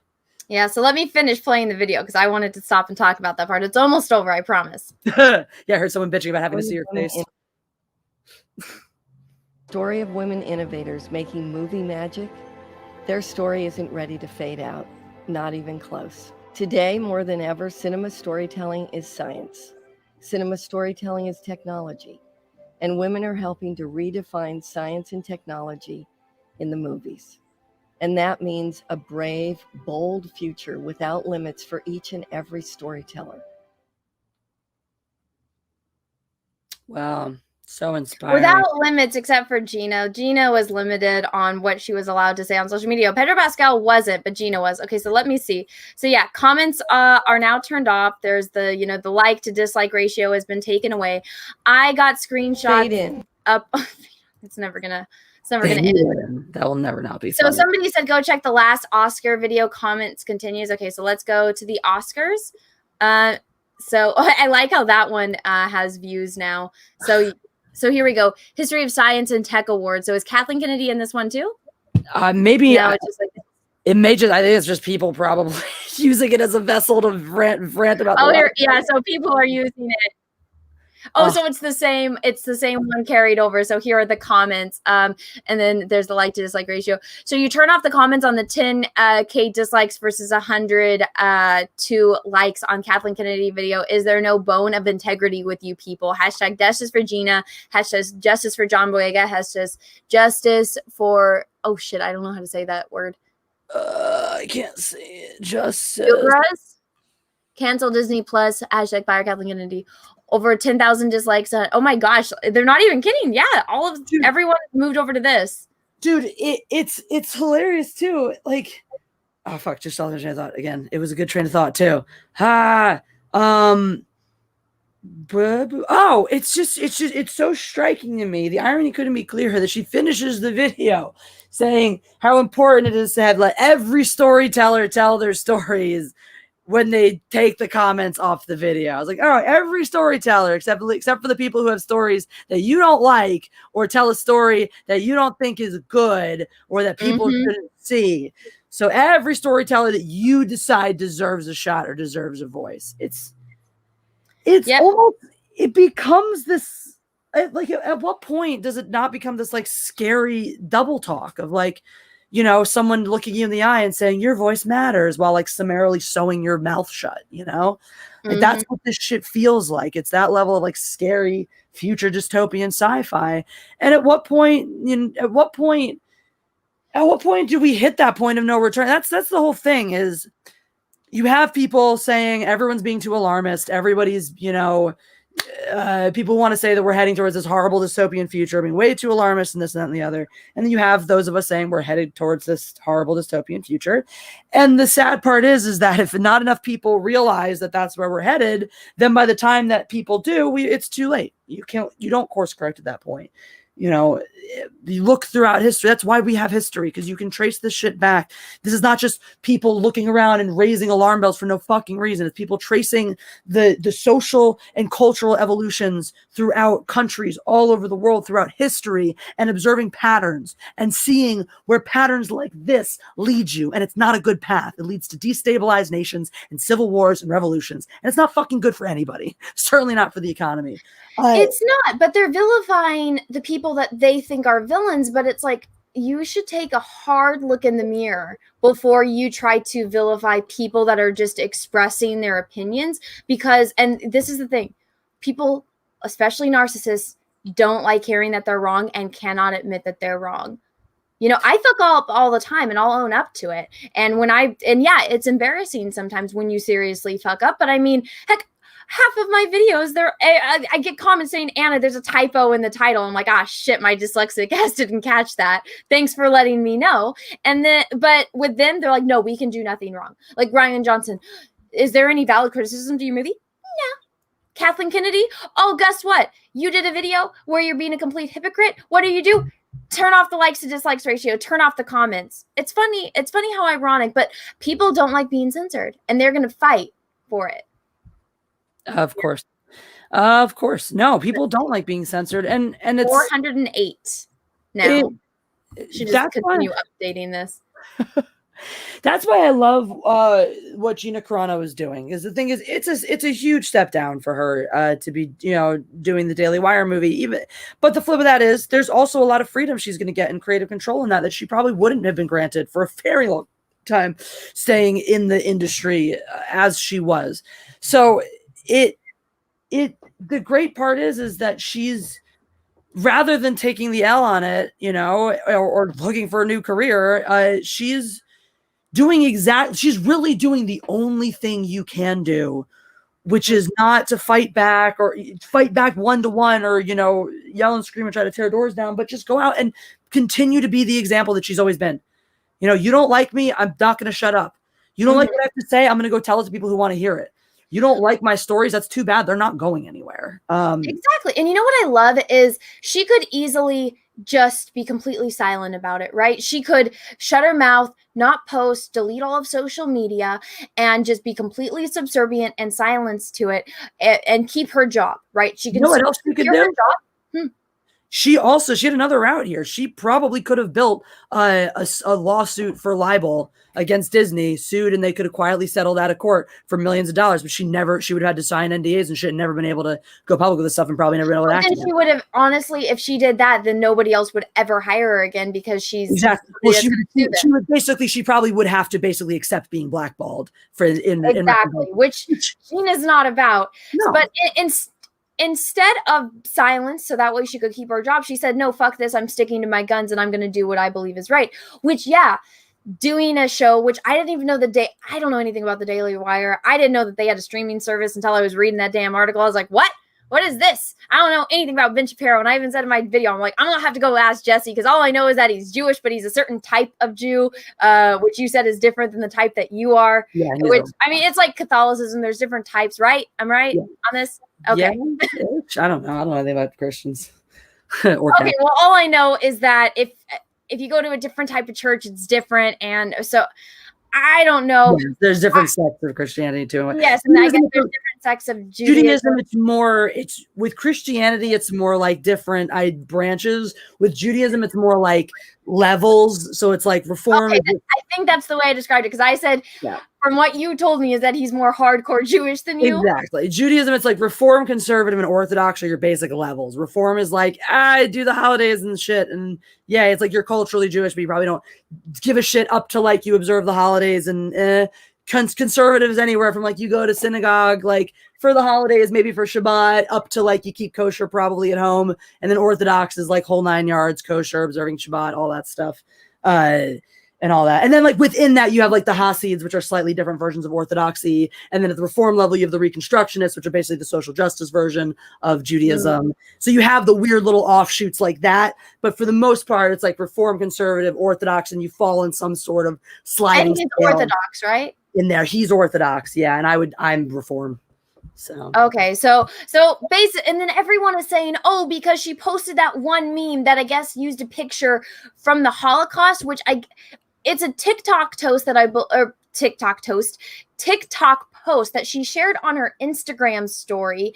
And you know when you see something and you just share it, you know, it's like, oh, I like this post, and you share it, which is usually what happens on Instagram, not knowing the full context behind it. It's like I share quotes on my Instagram all the time, and then I'll get weird messages from people saying, Ree, why did they use that picture of that person? I'm like, it's just a quote, and the person used a high-def picture. I don't even know who the fuck the person is in the picture. Are you talking about the picture, though? Are you talking about the picture where she was, like, lauding the person standing up to the Nazis, though? Because, like, they got her for that, and they called her racist for posting that. You know, the guy where everyone is doing the hail evil person from World War II, but he's not. He's going like this. She tweeted out that picture with the circle around him saying, "Be that person," when everyone else is hailing the embodiment of fucking evil. And people called her racist for posting that. I'll go get those tweets right now. They're over on Data Racer. People thought she was hailing Nazis or something and didn't understand the context. No, because people are fucking stupid. That's the problem. These mob on Twitter. Here we go. I got Data Racer. What was the TikTok repost? I think I must have missed that. That was the one that I showed you that people were losing their mind saying that she was anti-Semitic because. Oh wait, the one that she got fired over? Yeah. So this is what Pedro Pascal posts. He posted both of these. You know, he equated being a Trump supporter to being a Nazi and to being for slavery for the Confederacy. He didn't get fired, though. He didn't get fired for this. Also, I was told that this picture is from Mexico, not from America, which is also ironic. But so he didn't get fired, but Gina did. So let me get that post. So Data Racer is a great account to follow. I'm so over people fucking trying to make that. It's not the same thing. Detention centers, immigration news. It sucks. It's sad when kids get separated and people get put into cages and shit like that. It's terrible. Blah. It is not the same fucking thing as purposely rounding up people simply to murder them because you hate them for some stupid reason. Well, so this is the tweet that Gina tweeted, right? And then this is people. You literally could have picked a better picture to show whatever you wanted to show that didn't have fucking Nazis on it. And so it's people. And this is when she called out the trolls, but she's literally showing stand up to evil. That's what this picture is, which this guy did because I believe his wife was Jewish, and then they both end up dying. You know, they both got killed by the Nazis. She's saying, even if you might lose your life, stand up to evil. That was what this post was, and they're calling her out and complaining. And this is a Pedro Pascal fan. Obviously, it's like the Maxwell Lord, and it's a fake account. And then them spamming her, and saying no one is bullying you, even though we're gonna spam the shit out of you. As we bully you, we're gonna tell you no one's bullying you. No one's bullying you, you pathetic fucking loser who I hate and want to die. Oh really? Wow. Yeah. Do you not fucking? People just don't effing get it. It's really. Well, so they were making memes of her. I don't know. I don't get this meme, but again, I'm not 12 years old. So, and that's the thing with these people. They didn't understand the concept of this. Also, guys, I get canceled on Twitter like every fucking week. I have to deal with these people a lot. They're not smart. They're not smart at all. They're all children who mommy and daddy pay for their internet bill and pay for their phone bill. So they get to spend over 12 hours on Twitter every single day, organizing and going after people. That's why you see all of these different Stan accounts posting the exact same identical tweets over and over again, because they're all children. They're all in some kind of Discord, in some kind of, I would say Facebook group, but that's for old people now, in some kind of Discord, in some kind of Slack, and they all coordinate together and they go after people, and they don't see anything wrong with this. And they obviously aren't educated. I guarantee you they didn't understand the context of this picture at all based on the way that they reacted to it. They're all a bunch of kids. They never understand the context. But Disney bows to this. Disney fires Gina Carano saying it was offensive to people, and people calling her anti-Semitic, even though she's literally the exact opposite. And it's like, you think if Gina was anti-Semitic, if somebody like Ben Shapiro, who is an Orthodox Jew, would have hired her? No, absolutely not. But his opinions don't matter because he's one of the bad ones who thinks the wrong things. And it's like, what the fuck? Who do you get to say? Like, how do you get to decide that? Why do you think that that's? It's just a complete. Exactly, they decide that for her, and so even this, in my experience, screaming at someone that they are a racist when they are indeed not a racist, and any post and or research you do will show those exact facts, then I'm sorry, these people are not educators. They are cowards and bullies. She literally called them out, and she posted like, here, trolls with, I like this. Oh, but make sure you keep checking it from all your other 12 fake accounts, cowards. I love that she did that. And then you can go see them calling her, Cara Dune would literally hate her, fucking racist, piss, baby, ignorant. Like, we did a whole stream where we were reading these out.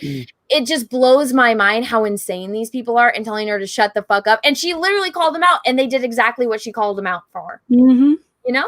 The irony is there, but then it's okay. Let's Kathleen Kennedy, let's go fire Gina. Let's go and we'll turn off the likes to dislike ratio. Bitch, by the way, I believe my video is, I will go make it live now up on my secondary channel. I just asked, if you are going to use it, please just say, I got this from Anna, that Star Wars girl, because I spent 40 fucking minutes of my life going and doing screen captures for this. So please, RIP my memory on my computer. Just credit, please, and thank you. That's all I ask. You can use it at your leisure. Just say, hey, I got this from Anna, that Star Wars girl. Let me go make this live over on my secondary channel. If you guys want to use this, feel free. I'm all about sharing. That's why I did this. Just please credit. Let's do this. Let me go make it live right now. And I will post the link in the chat. So we'll just go public. Done. And it is public. Let me get the link. Save. There we go. So here is the link to the video. So again, they turned off the comments on this video. I did a screen recording until it stopped loading of getting all of this in there. So if you guys want to go see the comments on there, the link is in the chat. I will and then edit it into the description of this video.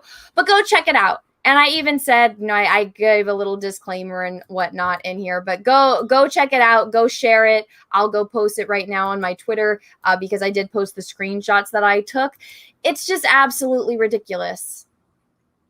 Yeah, it's the hypocrisy, the irony, all of it. It's been bothering me, like all of this, the way the world's been going with this absolution, this one way to think, this one way to be, this comfort all of a sudden, and it happened, politically. Oh, it's okay to cancel someone for being left or right or this or that, and for exposing those opinions in whatever public form that you expose them and whatnot. And now it's like, it's gone beyond that to the place where it's people are feeling so comfortable just out in the open, publicly being this hateful towards each other. It's really like, that's what it is. It's, there's a narrative coming from these people at the top of the industry that's coming out basically saying that if you're a Republican, you're evil, the end. And feeling very comfortable putting that out there, saying you're not welcome here, you're not welcome in our ideology, you're not welcome in our whatever. When you control all of the mainstream media, all of the mainstream creative media that gets to you in this fucking country, and we are only going to allow one single ideology. We'll make it we'll very publicly let you know your ideology is not welcome. Your type of people are not welcome. If you are this type of person, you are not welcome here. And I don't want to live in any world that tells any person that they are barred from doing things that they are very, very capable of doing because of their identity or their ideology. Even if you look back in time, and I don't like talking about politics, but if you don't go look back in time, if you want to say all people on this side of the fence are evil and all people on this side of the fence are good, it's like, okay, well, so how did this side of the fence that you hate so much, where did they came from? Oh yeah, they came around because of the ending of slavery. Guess what? Pedro Pascal compared being a Republican and a Trump supporter to being a Confederate. They were literally the opposite. Abraham Lincoln was the first Republican president. That's true. Those things that is one of the most stupidest comments. And I don't like politics at all. I don't like associating with any of it. But all you got to do is look in a fucking history book. Go do your fucking research and you'll see how ridiculous this is. And so for Gina, which, just from her post, she honestly seems more like a libertarian than a Republican. I agree. That's my suspicion too.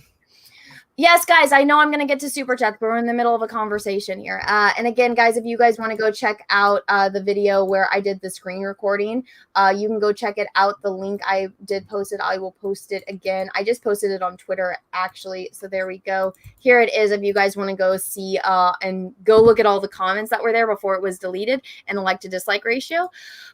But, I mean, everything about this has just been this hypocritical jumble fuck disaster. Yeah, you said it. It's I don't know where this. It's really tragic for the people involved because it's like they really were in a good place. Star Wars was in the best place it had been since The Last Jedi after season 2 of The Mandalorian, and this. It's like people were even weathering through the High Republic shit. That news had sort of come and gone, and people were kind of over it and realized how unimportant it is, and would have been perfectly excited for Mandalorian. I was really looking forward to Mandalorian season 3 being chock full of Carl Weathers and Gina Carano, and that dynamic of the three of them together. You really sucked the wind out of the sails of that show, especially, steeping it in this controversy. Like Luke was a big uniting moment for a lot of people.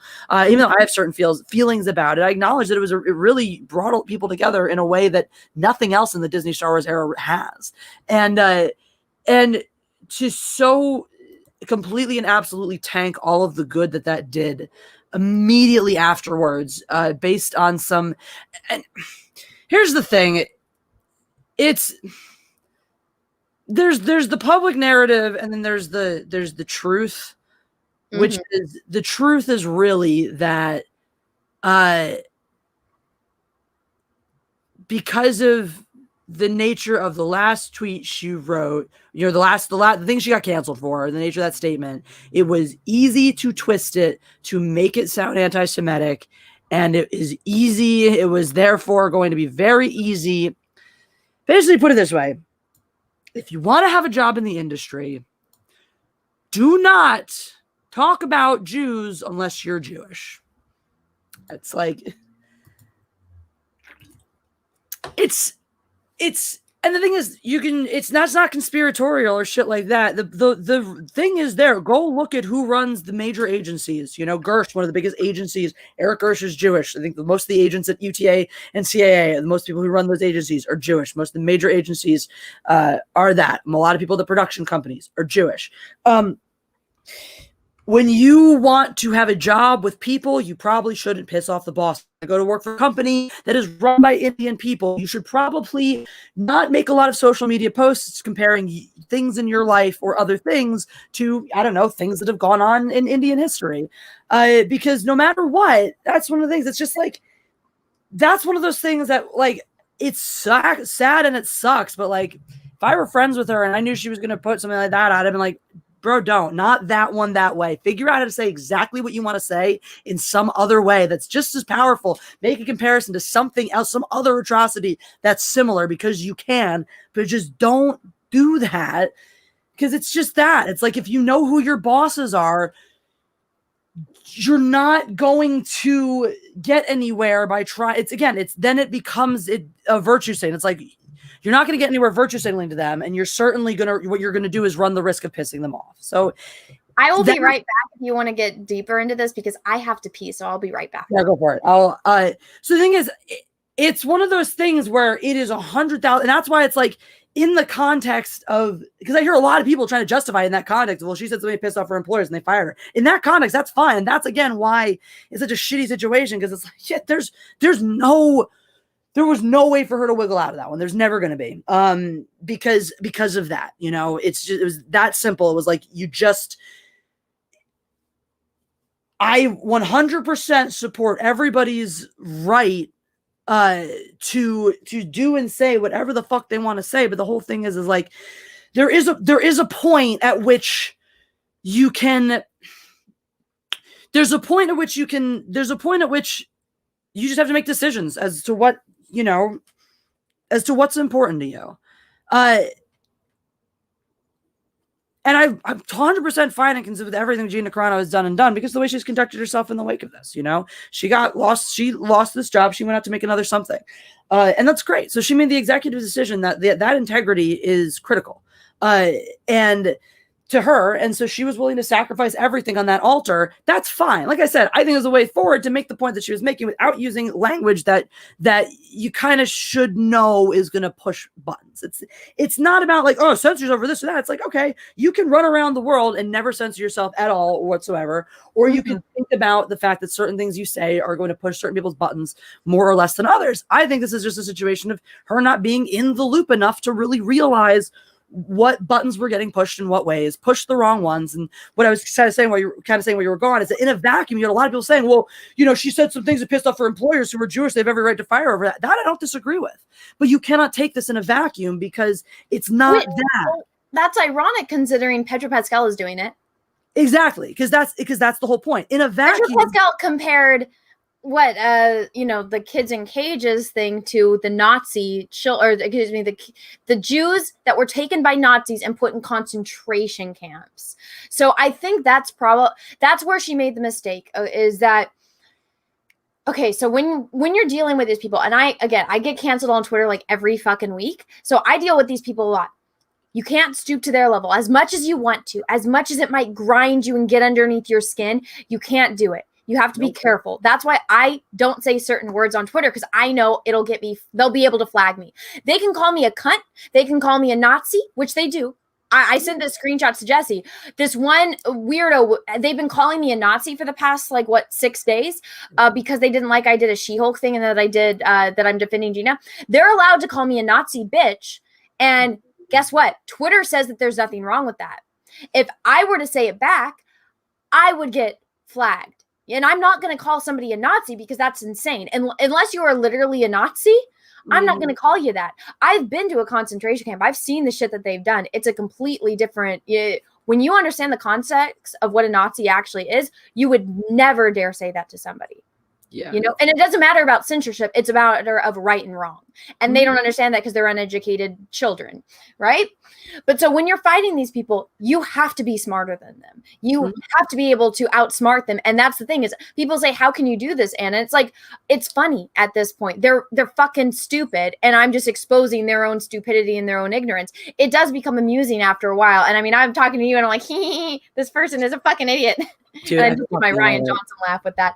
But sometimes it's funny rubbing in the face of a fucking stupid person how stupid they are, But Gina saw that Pedro wasn't good. I'm assuming this would happen. I'm assuming she saw that Pedro is comparing people to Nazi Germany. And so when she saw that, what I guarantee you what happened was, because Gina, I follow her on all social media. She shares a lot of stuff. I think what happened was she saw something that she liked. She's like, okay, this makes a good point about people being censored based on their political opinions. And she shared it not knowing the context behind it. Like I shared a post on Instagram because it had this inspirational comment, but I didn't know who the picture, because it's like a picture of a person and then it's like an inspirational quote. I didn't know that the person in the picture was Tony Soprano, which apparently is a character from a TV show. I had no idea who it was because I've never seen the TV show. And people are like, that's a really bad comparison, that comment with that. And I'm like, well, I don't know who the fuck that person is. So how am I supposed to know that? I think that was the same thing with Gina. She saw something that she liked. She shared it because of the comment or the social narrative that it was making. And people lost their minds over it. But then again, since she saw, I think she also thought, well, that's pretty hypocritical of them to do something to me and not to Pedro because he said something that was even worse. Oh, it is. That's something I learned long ago, though. That's something I learned from refereeing is that when it comes to stuff like this, when it comes to individuals trying to get ahead in individual careers, the rules apply differently to everybody. I got put on a year's probation for quietly and resignedly asking a coach to please take his hangover somewhere else when he would not stop screaming at me on the strip. But he decided to take that and make a big stink about it and file an ethics complaint and make up a bunch of lies and all this shit. And my organization hates me, and so uses any basically the way it works for me is anytime anything happens, I get the book thrown at me. I'm going to be held to the nth degree of the rule. Meanwhile, my friend can go and practically start fist fights, swearing at other coaches and telling them you ain't shit, you're not your daddy, and brags about it to literally everyone who will listen, including some of the people on the panel who voted in favor of my probation. But yeah, no, it's totally fine, and he can do that. Meanwhile, I need a year probation for not conducting myself in a way so as to earn respect from everybody at all times. which is apparently part of the fucking referee handbook. So, well, it's just, I mean, it just shows how hypocritical the world is when, and there's a difference between, you know, a country's politics and business politics and work politics. There's a whole political structure to working in Hollywood. You have to know the right people. You have to say the right thing. I mean, why do you think Harvey Weinstein was able to get away with it for so long? Because you couldn't touch him. It was a political move in Hollywood when they finally did Me Too him, because all of a sudden it was okay to Me Too people. And now they're on this whole hype about, you know, the SJW is taking over. But before that, people that knew, like Kathleen Kennedy, knew Harvey Weinstein. People like Kathleen Kennedy's or the woman that Kathleen Kennedy hired, who was Harvey Weinstein's former personal assistant. They knew what was going on and nobody said anything. All of these women coming out, Selma Hayek talking about what it was like when she was going to be in Frida, you know? They all knew. Everyone knew. Everyone that thanked him knew. And you go back and you watch all these Oscar speeches, which is actually kind of a hobby of mine. I like to watch inspirational talks and stuff when I'm feeling down or when I need to feel motivated, because it inspires me to do better. The other night, I went down a rabbit hole of watching Oscar-winning speeches. And it didn't matter who they were, what Oscar they were winning. I like to hear, you know, what people say when they're given that moment. And it's funny how many people are thanking Harvey Weinstein.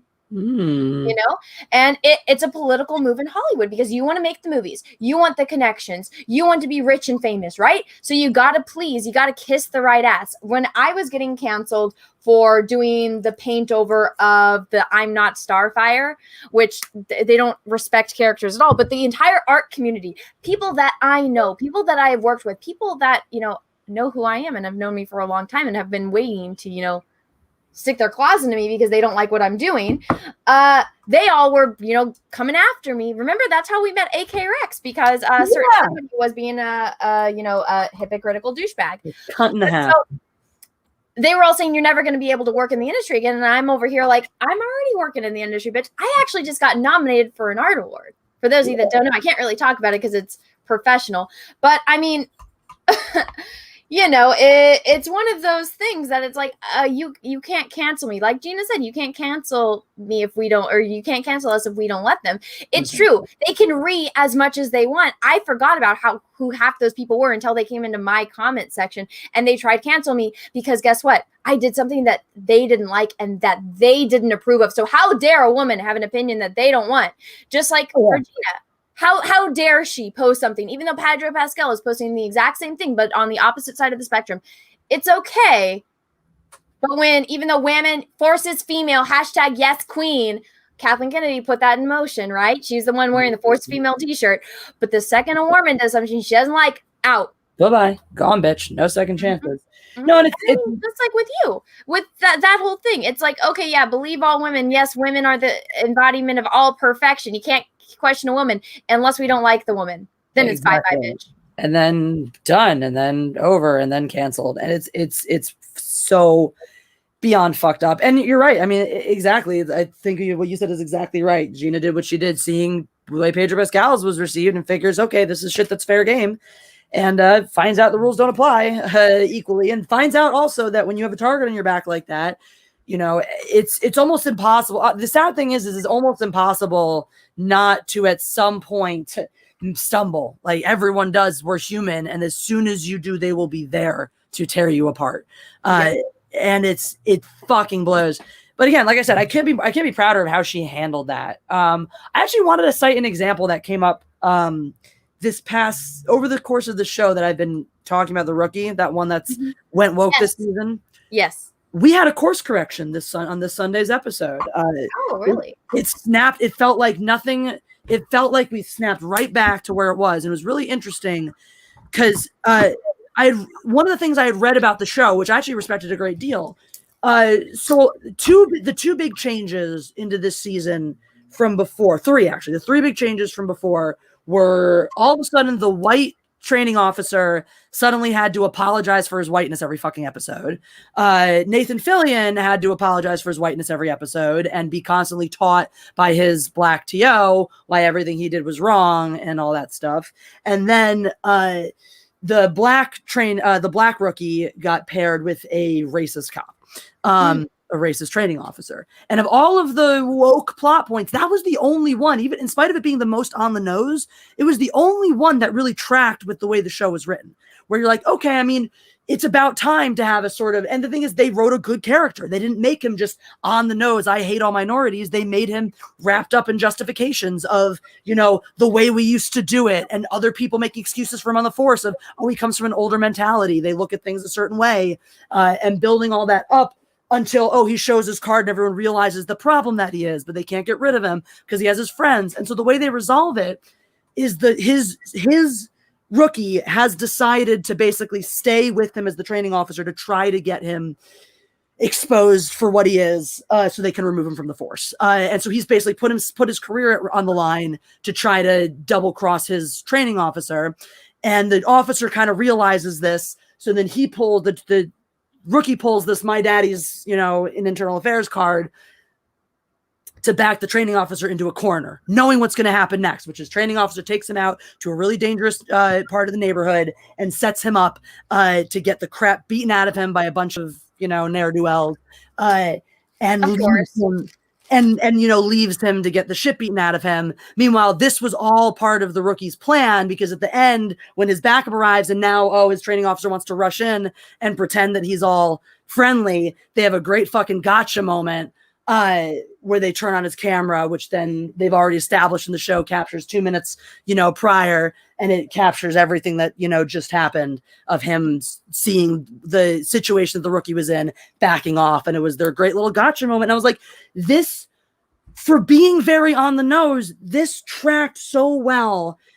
And I think it all comes from why that even got written into the show in the first place, which was that this actor who plays this rookie, the black rookie, came to production, came to the showrunners in the off season after all the things that happened last year, and said, as a black man, I cannot in good conscience be on a show about cops that doesn't address racism in, you know, in the police force. And he said that, and so his bringing that to them was to say, I'm totally fine if you need to kill off my character, write him off the show, or whatever you want to do, you know, because of that. He came to them with the intention of, I have to leave this show for my conscience. You know, I have nothing. I respect that 1000%. You're not going around demanding somebody change or bend or do something for you. You're going to, you know, it's no different than Gina Carano speaking her mind, knowing it can cost her her job. You have your own morality and your own integrity, and you're going to stand on that line. And so that's reflected in the show because of the character's willingness to risk his own life and to put himself in the hospital. And that wraps up with him having a moment with his captain, basically saying it was 100% worth it and he'd do it again. You know, if this is what it takes to fix the problem and to make change, then it's worth it. And that message, I will watch a show about social justice all day long if that is the message. If I watch people sacrifice and put their lives on the line, their livelihoods on the line, in the name of what they believe is right, and put themselves in harm's way to make the change they believe in, that's fine. I will watch those stories all day, every day, because that's someone's true story. That's someone's real beliefs that they're out there fighting for. Whether or not I agree with what it is they're fighting for, it's a story about someone with real conviction who wants to get real things done. I have time of day for that. Whether or not I'm interested in the story, I have time of day for that. I don't have time for the same story if it's just telling everybody else how they need to change and be better and fix the problem. It was so refreshing because all previous season episodes were like that, where this the black TO telling Nathan Fillion why he's wrong in this and needs to apologize for being white, and this other guy apologizing for being white, even though they've never done anything the fuck wrong. We've watched their characters build up to be these heroes consistently. It's not about telling us why white people are all wrong. When the show got its legs back underneath it is when it decided to show us how another type of person feels about this and what they are willing to do to tell their story and to make the changes that they want to make. That's a different way to tell that story. You can tell. That's what we've been talking about since the beginning. It's like, okay, if you want to tell a story about this and you want to use these tools, it's like, okay, so George Lucas told the hero's journey, but he used aspects of the real life world. He used Nazis. He used World War II. He used the evil empire that was an allegory for fascism. He used all of that. The emperor is racist. If you read the expanded universe novels, it goes into this, but how Grand Admiral Thrawn, he was the only alien that was that rank that ever was able to raise in the ranks. If you look at the Empire, they're all human because guess what? Emperor Palpatine was a fucking racist. And you can even look at that. Aliens, when you're on Coruscant, yes, there's ones of the representatives of the Senate that are from different planets. But if you look at it, the core planets are all mainly human. And as you go out further and further, look at on Tatooine, there was more aliens than humans. It was an allegory for that. Isn't that funny how when you actually know your history and you're actually smart and you use this thing called a brain, how you can do these things and you can tell those real world issues in that? Look at Animal Farm. Guess what? That's about communism, but it's with fucking animals. You can tell these stories about these things and use these, like in Star Trek. They had a whole episode about racism. He's black on the white side and I'm white on the right side. He's inferior to me. And how it destroyed an entire planet. Star Trek is known for that. Heck, me and Peaches have been rewatching DS9, and there was just the episode with Jadzia Dax, and how in her past life, because she's a Trill, she's got a symbiote, and the symbiote has past lives before her, how she runs into her former wife from a past life, and they're both, now in these new hosts. And so there is, there's a lesbian scene in Star Trek. It happened way before Alex Kurtzman got his grimy little paws onto Star Trek. And heck, there's been non-binary characters in Star Trek since the fucking 60s. So give me a break. Star Trek has been doing it since the very beginning. That was Gene Roddenberry. It's none of these new people. It was actual smart, intelligent people that knew how to take these real social justice issues and make them entertaining and do storytelling with them. Isn't that amazing how that's existed for a really long time, Jessi? Really long time. And that's actually, I wanted to say, The Rookie was the show I was talking about. Someone was asking. Yes. And the cool thing is when you go outside of the bubble, those stories are still being made and still being told. This is one of the really neat things is Richard is on the panel for the international submissions for the Academy this year. And so he's been telling me about some of these movies that are coming in from around the world. And he's talking about all of the stories are this. All of the stories are these stories of others, of people whose stories don't usually get told. And they're these incredible, rich, deep, meaningful, human, well-written, well-structured stories that are being presented in these gritty and realistic ways that are just not happening, and so it's not even a matter that those movies aren't being made. It's that they're not what are being marketed to us, whether that's the problem of the American audience not consuming that, or whether the problem is the industry not trusting us to consume it. And I'm really not sure which one it is, because the reality is when it comes to the general movie going audiences, people as intellectual about it as you and I are heavily in the minority. That was actually, Richard even talked about that. I'm sure it'll end up in one of the interviews at one point where he said that one of the reasons he got out of industry movie making is because audiences got dumber and he got sick of trying to make movies for them. Well, that's the whole thing is people. Even I guess I've played that clip enough times, but Mark Hamill, where he talks about how it doesn't matter if a movie is good, like a movie making money doesn't mean it's good, and how he talks about Transformers and how they're never going to stop making Transformers movies because they make so much money, but it's not, it's not cinematic gold, No, it's nothing great or quality. It puts money in the bank. And it was weird. I think there's a flattening out of what movies can be. Like every movie needs to be a fucking blockbuster and Oscar winner. And there's no room anymore to accept that not every fucking movie needs to have been intellectually vetted for moral, cleanliness and sterilized of any sense of humanity, removed from it. So it's all the sameness and passes the fucking death. No, it's fine to have movies that are gritty comedies that aren't for everyone and offend a lot of people and that are going to make way back on their return because they were really low budget to make but appeal heavily to their niche audience. And that's awesome. And there are movies that are going to cost $100 million or more or 3 times that much and look really pretty and cool and make a huge return on their investment because everyone wants to watch Godzilla kill, King Kong and vice versa. And it doesn't fucking matter what the quality is there. And then everyone's yelling to take the picture down. And then you can have, Cormac McCarthy's The Road adaptation, which is an incredibly low budget film, with very minimalistic sets. And most of your budget goes into getting Viggo Mortensen in this film. And it's a heady actors movie about the relationship between a father and son, and very human and very this and very Oscar baity and all that. And all of those things can exist separately. Not every fucking movie needs to be The Revenant. and shit like that. I hated that movie. I passionately hated that fucking movie. Bad. It was just torture porn. It was like a more legitimized version of the Passion of the Christ without the religious themes. Well, even that, like, I was so mad when I watched that because it's like, oh my God. And then Leo won the Oscar. I'm like, he did a much better job in The Wolf of Wall Street. I think he should have won the Oscar for Wolf of Wall Street, but because of Dallas Buyer Club coming out the same year, I get it. But that was a much better performance than all he did was crawl. I can do that. I can look like I'm in pain and go. I think his performance is better in fucking Titanic. I think he could deserve an Oscar for Aviator. I thought he was, he could have been in the conversation for Gangs of New York. The thing is, I was so conflicted when he won because I was like, I understand that in the eyes of the Academy, he is not winning an Oscar for The Revenant. He really is winning. Yeah, he did a great job in Django. Oh my God, Django! What a fuck! So I get it. It was one of those Oscars that really felt like he's winning it for his body of work. Yes, exactly.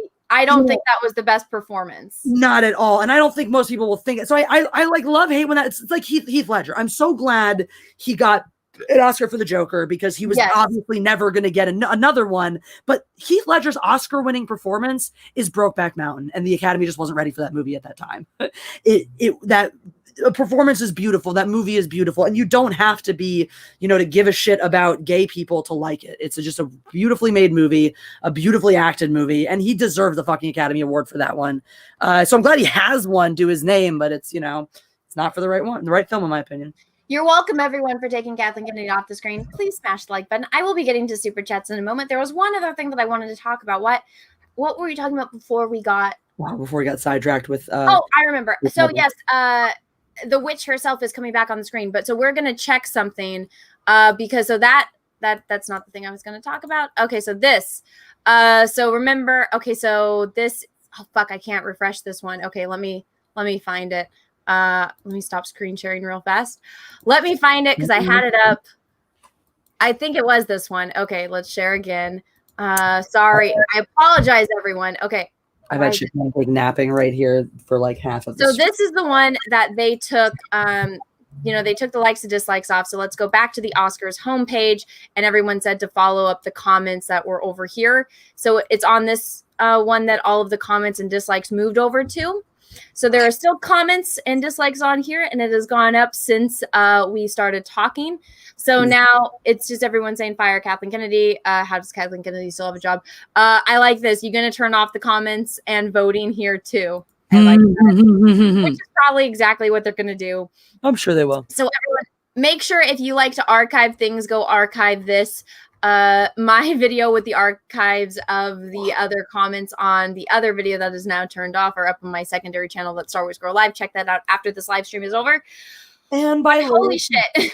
So by later tonight, I'm sure there'll be a zillion articles out there about how, the evil racist internet trolls went after a strong woman for being a strong woman because we're so misogynistic. And then they'll all take those articles down and write new ones about, why aren't the women getting the award, women of color, huh? And they'll name like 3 random nobody women working in innovation. Why didn't you give them an award too, huh? I don't know, maybe because they didn't do 20 years worth of work in innovation and didn't actually innovate anything. I don't know, maybe that. Yep. Oh, they were born of color, so they deserve an award. Well, I was born of a vaguely pinkish color, so I deserve an award too. This is the whitest I've ever been in my life. Thank you, San Francisco, for not having sun and removing my tan. You'll never also, now, guys, I have to wear my granny glasses because I'm going to read some super chats. I know I've been getting screamed at. Usually, me and Jessi like to keep our show at about 2 hours, so we're gonna it's going a little bit over. But thank you so much, everyone, for being here and smashing the like button. I will be reading super chats now, and we will be doing commentary based on what comes up there. Let's see. So let me get to the ones that I have not read yet. Okay, here we go. So Matt Giles, thank you for super chat. Hi, Anna. What's the chances of you knocking out some offensive/funny artwork to piss off Disney?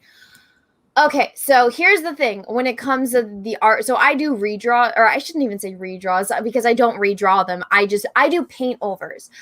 So this is something that the weirdos on Twitter lose their ever living shit over, which it's like, you obviously don't work in the industry. And then people that work in the industry that lied about it, because like, this is so disrespectful. You don't do this. I'm like, you never worked with an art director. Because what happens? I mean, me and Jeff were just doing this because me and Jeff, Jessi's boyfriend from World Class Bullshitters, were collaborating on something. So Jeff had his image that he had sketched out, and then we had a little Skype call, and then I had it in Photoshop, and I said, okay, but what about this, this, and this? And then I moved it. Jeff didn't get offended and cried because I moved it, and we worked together to make something the best product that it could possibly be. We work together like adults, like professional people that are doing a business venture together. It's not like you were sitting there, you know, painting over someone's work and then trying to pass it off as your own. You were painting over someone's work to make a commentary on the work, which seems to be the primary reason, based on everything that I've learned from you, the primary reason why one would do a paint over. So it seems that this was the appropriate time to do a paint over. It's a different thing if you're like, look, I painted this over here, isn't it so much better? It's, look, I painted this over to show you how you could create, you know, a gothic looking chick that still is pretty, or a She-Hulk who isn't built like a man. Just want to show you that using the same basic format that you're using here, you can make this look so much different. Well, this is exactly what you do when you're actually working in a professional environment. Is you let's say I'm the artist. I'm not the creative director. So I do my thing. I get a job, and it says, draw this character. Here are what the things that you have to have. Okay. So these are the guidelines for the character that you're supposed to draw, which guess what? That's what happens. And so you draw it, you turn it into the art director. Guess what? They're going to do a paint over. They're going to say, fix this, fix this, fix this. And they send it back to you, and then you fix it. That's exactly how it works. That's what, if you work anywhere in the industry and the people that are screaming, that's not what it's like, then it's like, all right, well then somehow you have some fucking boss that doesn't care about, that doesn't have any standards of any kind. And I mean, everyone that said, oh, I'm a professional, and this is, unless you're an amazing artist and you get it right on the first time, which rarely ever happens. When it's concept art, it's a little bit different because you're doing concept art, right? And then somebody picks it. So usually when you have concept art, it's like, okay, so one of the ladies was the concept artist for Doctor Strange. Okay, so you have this many different variations of Doctor Strange's cape. An art director or a costume designer will look at it and they say, I like this one, and I like this and this one, this and this one, this and this one.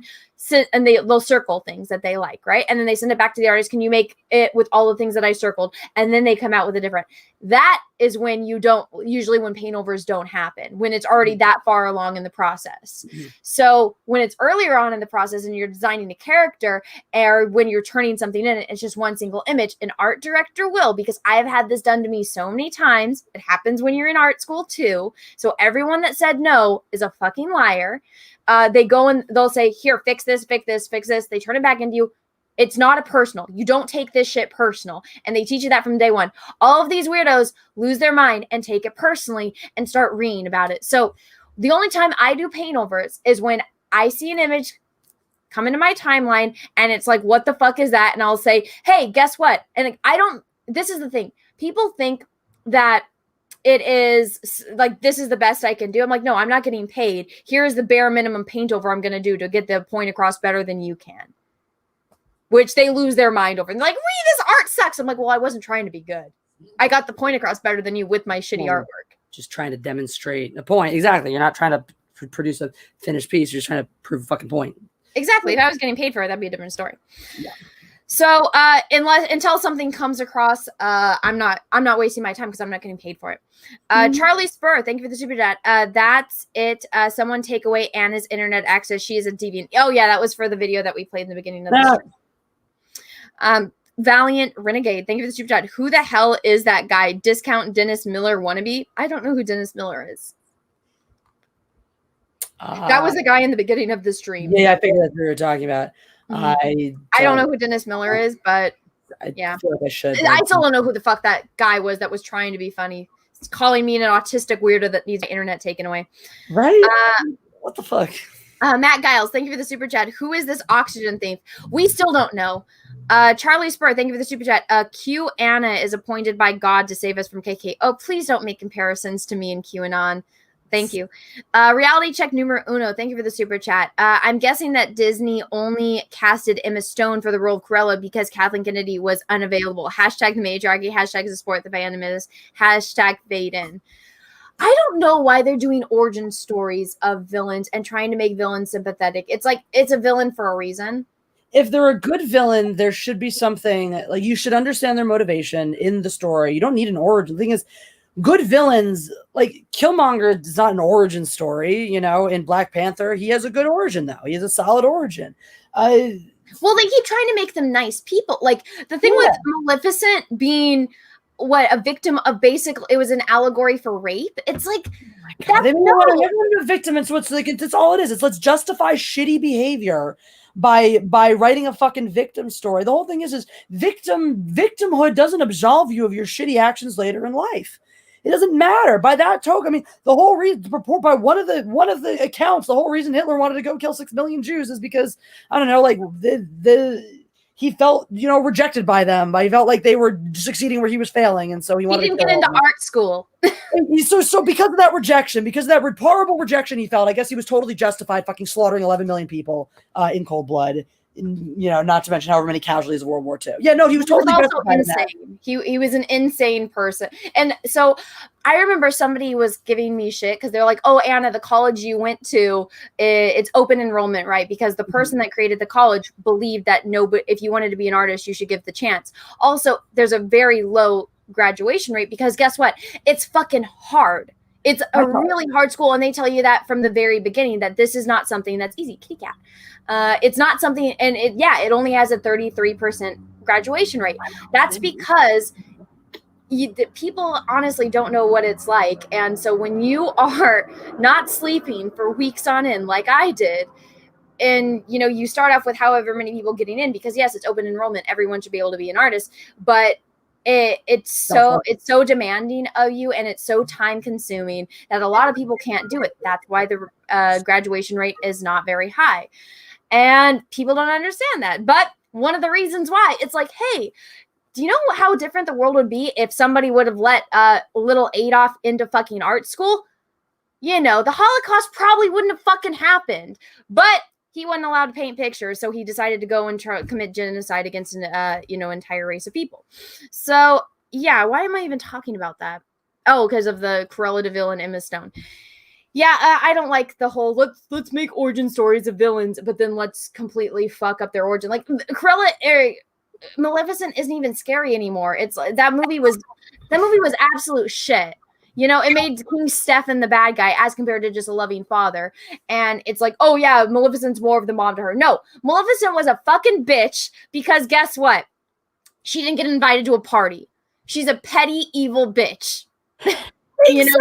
That was great. That was one of the greatest things about her. I'm like, this bitch literally wanted to kill a princess and destroy a kingdom all because she wasn't invited to a fucking party. Exactly. Because the thing is, like, sympathetic villains can be great. But fucking psychos can be so much just as fun, if not better.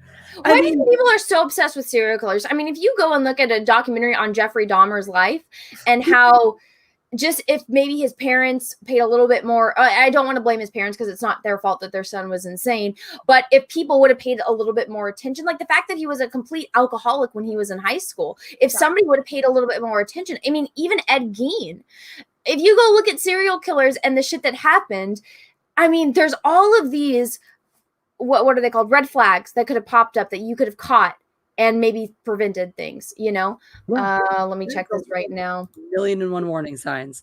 No, 100%. And that's like, there's some of that though, like that full on, I mean, like American Psycho, people fucking love that movie. I hate that movie. I fucking hate it. Thank God. I don't hate it, but I'm not nearly as enamored with it as everybody else is. Well, it gave away the plot. So there's some movies where it's like, yeah, okay, the plot at the beginning, like, the Titanic. Well, what the fuck is going to happen? I wonder what's going to happen in that damn movie at the end. Yeah. But there's still things that surprise you in it. Whereas in American Psycho, I'm like, I'm not even entertained because this is stupid. Well, I think that's where I felt after watching. I don't like, I do think it's a movie that you lose out on a lot once you kind of know where it's headed. Unlike Fight Club for me, where I do get a lot of value on the rewatch. And sometimes I'll rewatch it even now and catch stuff I didn't catch before. See, where I know that's a movie you don't particularly care for, but even so, it's intentionally designed to have value on the rewatch. I love this. No spoilers, guys. I love you. Don't worry, I won't spoil it for you. But like the thing with Fight Club, like it's designed to give you extra little things to catch on the rewatch, you know? And the story's designed. The thing is, the crux of the story and the thesis of the story doesn't hinge around this guy's mental whateverness. Like the thesis is all about the story that's being told around that. That's sort of the gimmick. Something like American Psycho, the gimmick really is, you know, this guy is this, oh, you're watching this movie about this psycho killer guy, and the whole thing is just bullshit in his head. And I hate watching because this movie is just a movie about a loser. It's an entire fucking movie about a loser who can't do anything. So he creates a fucking fantasy world where he actually does things and is still too much of a fucking loser to actually do those things. Like, so I've enjoyed it more the more times I've gone back and watched it because I appreciate a lot of the cinematic structure of it. Mm-hmm. But it's never been a person that's never been a favorite of mine. It's never been like, and I don't understand. I don't understand why it's some people's. Like, I just thought it was boring. Like I'm watching this, and even at the end when the plot twist comes out, which okay, it's all in his head. Still, even watching, I'm like, you're not even good at this. You're not even good at being a bad guy. You're just a really pathetic bad guy. The most entertaining part of American Psycho for me was him talking about his skincare routine, and I'm like, oh, your skin looks really good in this movie. You know, that's me being a nerdy girl. But that's the stuff I like about that movie. I like the presentation, the acting, the writing, the pacing, all that stuff. So I like a lot of things cinematically about it. Story and character are not two of them. Let's leave it that way. So I can actually sit down and enjoy watching American Psycho for those other reasons, but story and character, not my favorites. But Psycho, I mean, just the movie Psycho, to take it back even further, you know, literally. Oh, yeah, there you go. There's a sympathetic villain. He is a psychopath, and he had a lot of issues, and he, you know, was a schizophrenic. But it also doesn't stop him. It's like it doesn't stop him from, you know, getting taken down at the end.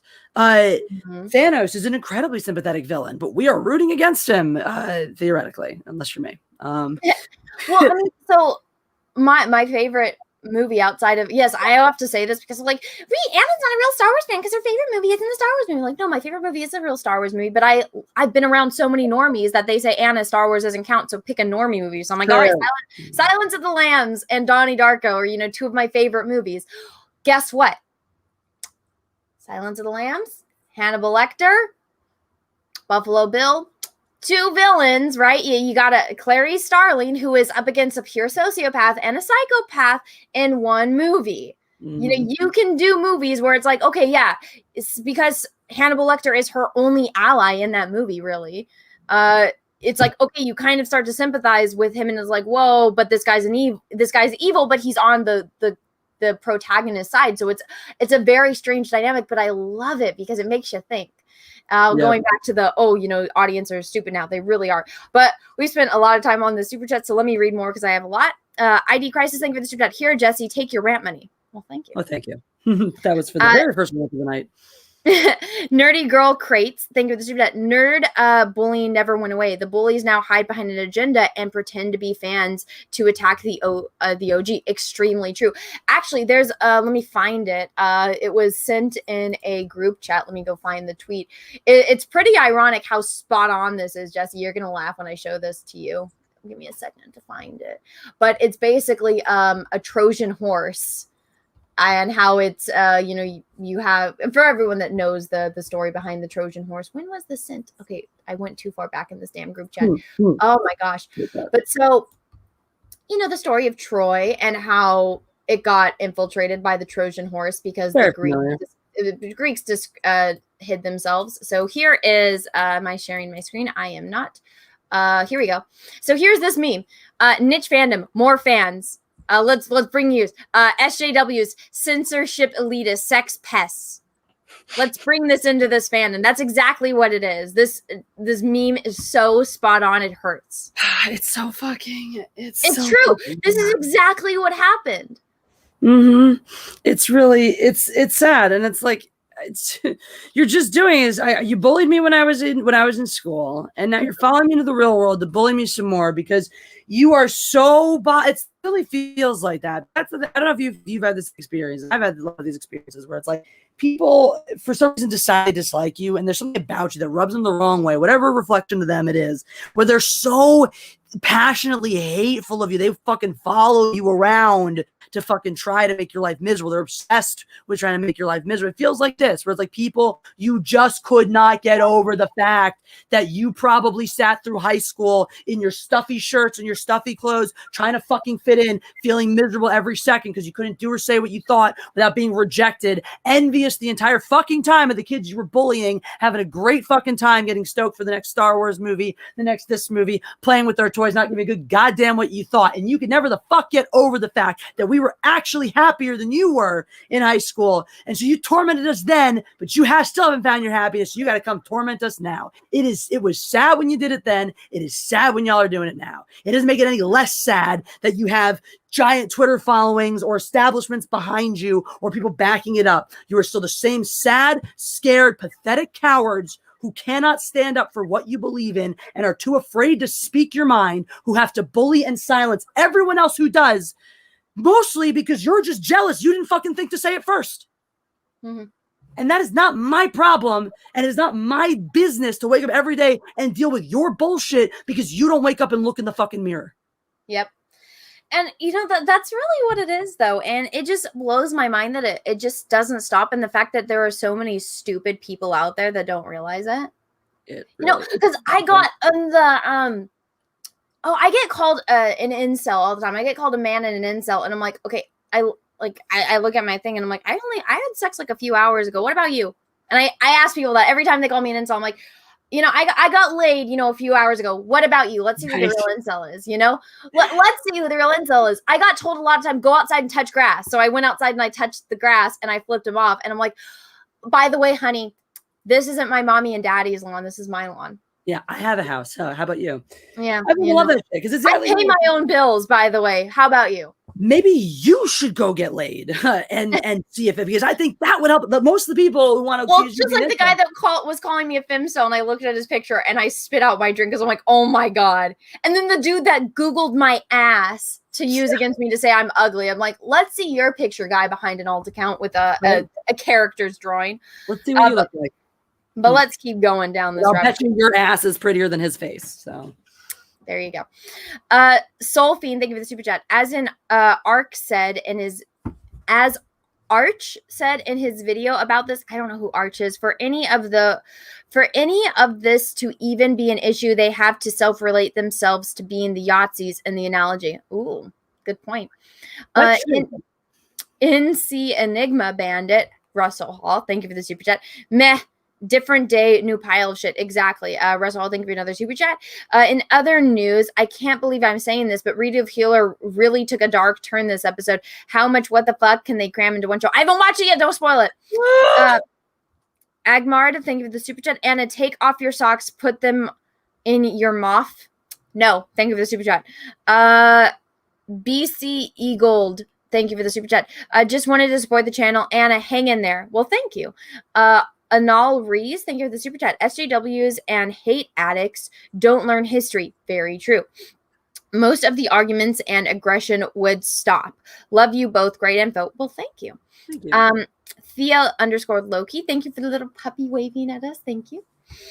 Weefy117, thank you for the super chat. They don't want strong, independent people. They want weak people who depend on the corporation for power. That's extremely true. Strength comes to a warning real quick. DJ Close is here. I just want you to know DJ Close is a raging alcoholic. We learned this in the Mindless Mob last night, and it's just canon now. DJ Close is always ragingly, violently drunk all of the time, so just look out for him. What's up, DJ Close? Good to see you here, man. Let's see. Strength comes from herself, so she had to go. That's why the lip service to SJWs. SJWs are weak, so corporations like them. Very true. Which is sad. Anyone that's why Kathleen Kennedy won't hire a woman, because she wants subservient men. If you look at all of the women that Kathleen Kennedy hires, it's subservient men.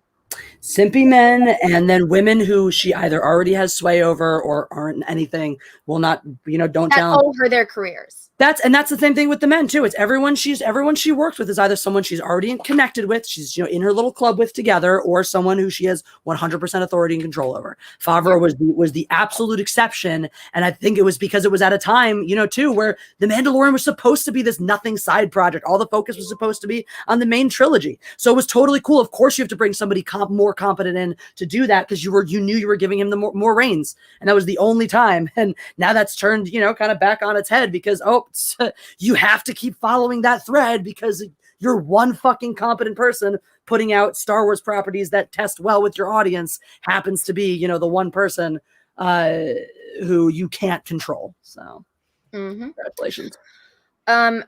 Russell, thank you for the super chat.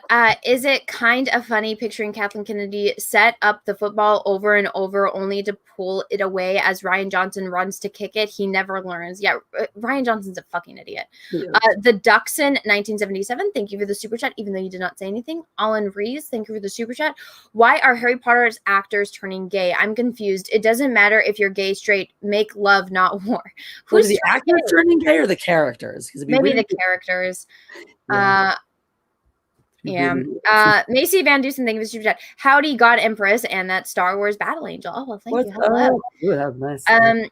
Jacko, I have no idea how. Peter Hunsel, thank you for the super chat, even if I probably butchered your last name. Thanks for your enthusiasm, passion, and energy. Love it. You rock. Love from Denmark. Oh, well, thank you. Hello, the country that my great grandmother was from. Cool. Shum, thank you for the super chat. If that one person can get a book out of meeting Adam Driver like that, I can't wait to see Anna's gallery showing of Henry Cavill. Oh my goodness. Oh, somebody tweeted, and I love it when people that have never seen my Twitter see me thirsting over Henry Cavill because somebody posted and they said, oh, HBO Max just needs to have a show where it's just Henry Cavill building different types of PCs. And I was like, oh, sweet Jesus, my body is ready. Oh, and somebody that so many people are seeing that tweet and they're retweeting, they're like, what the fuck? And I'm like, you don't even know. You don't even know. So somebody blocked me because I retweeted thirsting over their Henry Cavill tweet and they blocked me. Because I'm like, you don't even know. You don't even know my thirst for Henry is real. That's hilarious. I know it. It's real. So you don't gotta tell me twice. I got a fucking front row seat for it. So you do. I think I developed a Henry Cavill crush by proxy. Someone I saw was good looking. I think now I'm conditioned to respond more positively to Henry Cavill than I was before because of you. So now it's before it was Henry Cavill. Now it's Henry Cavill. Ooh. But that's just I'm hopeful that everyone that sees Henry Cavill, they immediately think of me. In comparison, because of my thirst for him. Well, then what's going to happen is we're going to be inadvertently sending all of these vibes of you in his direction, and then when you guys meet, it'll just be like sparks. I don't think I would be able to meet him. I would faint. Could you imagine? I am such a dork and a nerd that I wouldn't even know what to say. I would just be like. I would be that awkward person that you see in a movie, and I would just freeze. I guarantee you, I would faint. I would. The only celebrities I've done that to were Jackie Kashian, who's a whatever female stand-up comic out here, who I just happened to really, really love and saw her special way back before I ever thought I was going to be a stand-up comedian, and then Alan Tudyk, and you were there for that one. So you were so gushing and you're so nerdy, and I'm just like, here's this picture I drew of you. I was way cooler. Fucking 10 years ago when I met another Firefly cast member, I was way cooler. I asked him to sign my tits. Did he do it? No, he said he doesn't sign skin. But he did start off that conversation by saying, hello, gorgeous. And then I paid for the picture session, which was later. So when I saw him again, he immediately saw me and went, oh, hey, gorgeous. Oh. Adam Baldwin. Can you tell us or no? What was that? Who was it? It was Adam Baldwin. So it was he's pretty hunky, so yes, I have a picture with him, and I handled that way cooler. That was my very first time meeting a celebrity ever.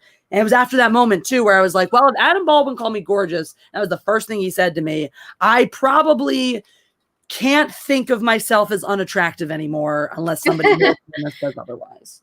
So thank you, Adam Baldwin, for helping me get over my self-esteem issues about my appearance. We'll see. I mean, people say this all the time, but I mean, any guy that I've been attracted to has never been attracted to me back. So I don't even try. That's why I was so shocked when I found Peaches was into me, because we were friends for years and I didn't think he actually liked me. I didn't think he was into me at all. And then when I found out he was, I'm like, really? Like, that's the first guy that I've been like extremely attracted to that's liked me back. Any other guy that I've been attracted to has never been interested. So it's like, you know, a real ego crusher. So my ego when it comes to attractiveness is like way down until I met Peaches. I'm like, oh my God, finally a guy that I think is super hot is actually into me. Yes, finally. A lot of it for me was finding a guy that was less about the looks, but finding a guy that was like cool and fun to hang out with and tough, who also was into me. Usually when I find guys like that, they want to be my friend. They're like, oh, you're too big, man. You're too broy for me. You can't. Yeah. So now I have my bro. That's the same thing with Peaches. I'm like, okay, he thinks I'm beautiful, but he also is like he's really handsome and he's really cool and he's really fun to hang out with, and he'll watch Star Trek and Star Wars with me, and he can deal with my insanity, but also, you know, he's a great person too. So I'm like, wow, finally. That's why when you meet the right person, you know, right? But I mean, Henry Cavill is a guy that can have any woman he wants. There's no way he's even going to look at me. So, I mean, I like to look at him from a distance.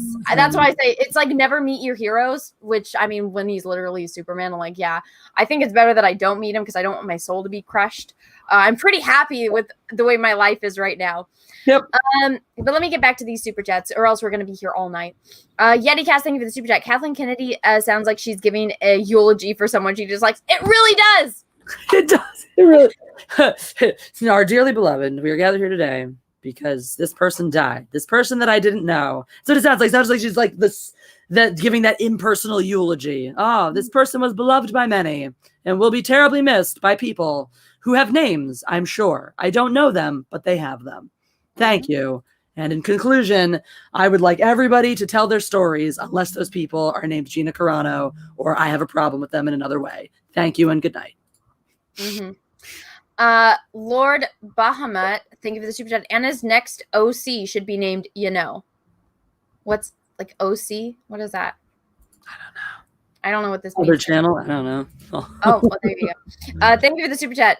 Russell Hall, thank you for the super chat. Kennedy would never put a capable woman into a position where she might excel because she might overshadow her coffee making talents.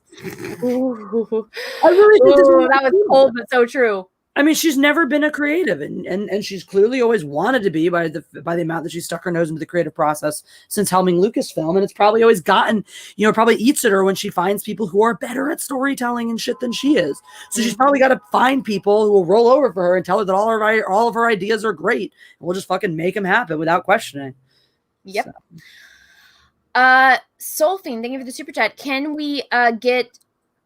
we get on with the video so you can get that face off the screen already, tongue out? Yeah, we did. Don't worry about it. Thank you. Thank you for the super chat. MI05, thank you for the super chat. It wouldn't matter. The women would be the same. Well, but here's the thing. This is why it does matter, because she virtue signals about women being important and we need to help women. But she's the president of Lucasfilm. She has appointed every single director of all of the movies. She has all of the power to put women in power, and she doesn't. That's the ironic part of this. You don't get to, and the thing is, she doesn't have a responsibility to do that, but you don't get to have your cake and eat it too. You don't get to push this narrative, wear your forces female shirt, talk incessantly about how important it is to have strong women in Hollywood and strong women in the writers' room and strong women directors and strong women here, and then absolutely adamantly refuse at every opportunity to put a strong woman in a directorial position. It's does not, like, that's the whole thing. It's this, everyone wants to just keep going, and every time you call them out, they go, no, do as I say, not as I do. And they just want to act like that's fine, you know? Like, it's this weird opposite day world we're living in, where we were all raised, you know, to lead by example. I used to gotcha my dad all the time. He hated that when I got to be a snotty teenager, and he would tell me to do something, and I would go, what about the time you did this, Dad? Lead by example. But that's the truth. Example is always be more powerful than your words, no matter what you say.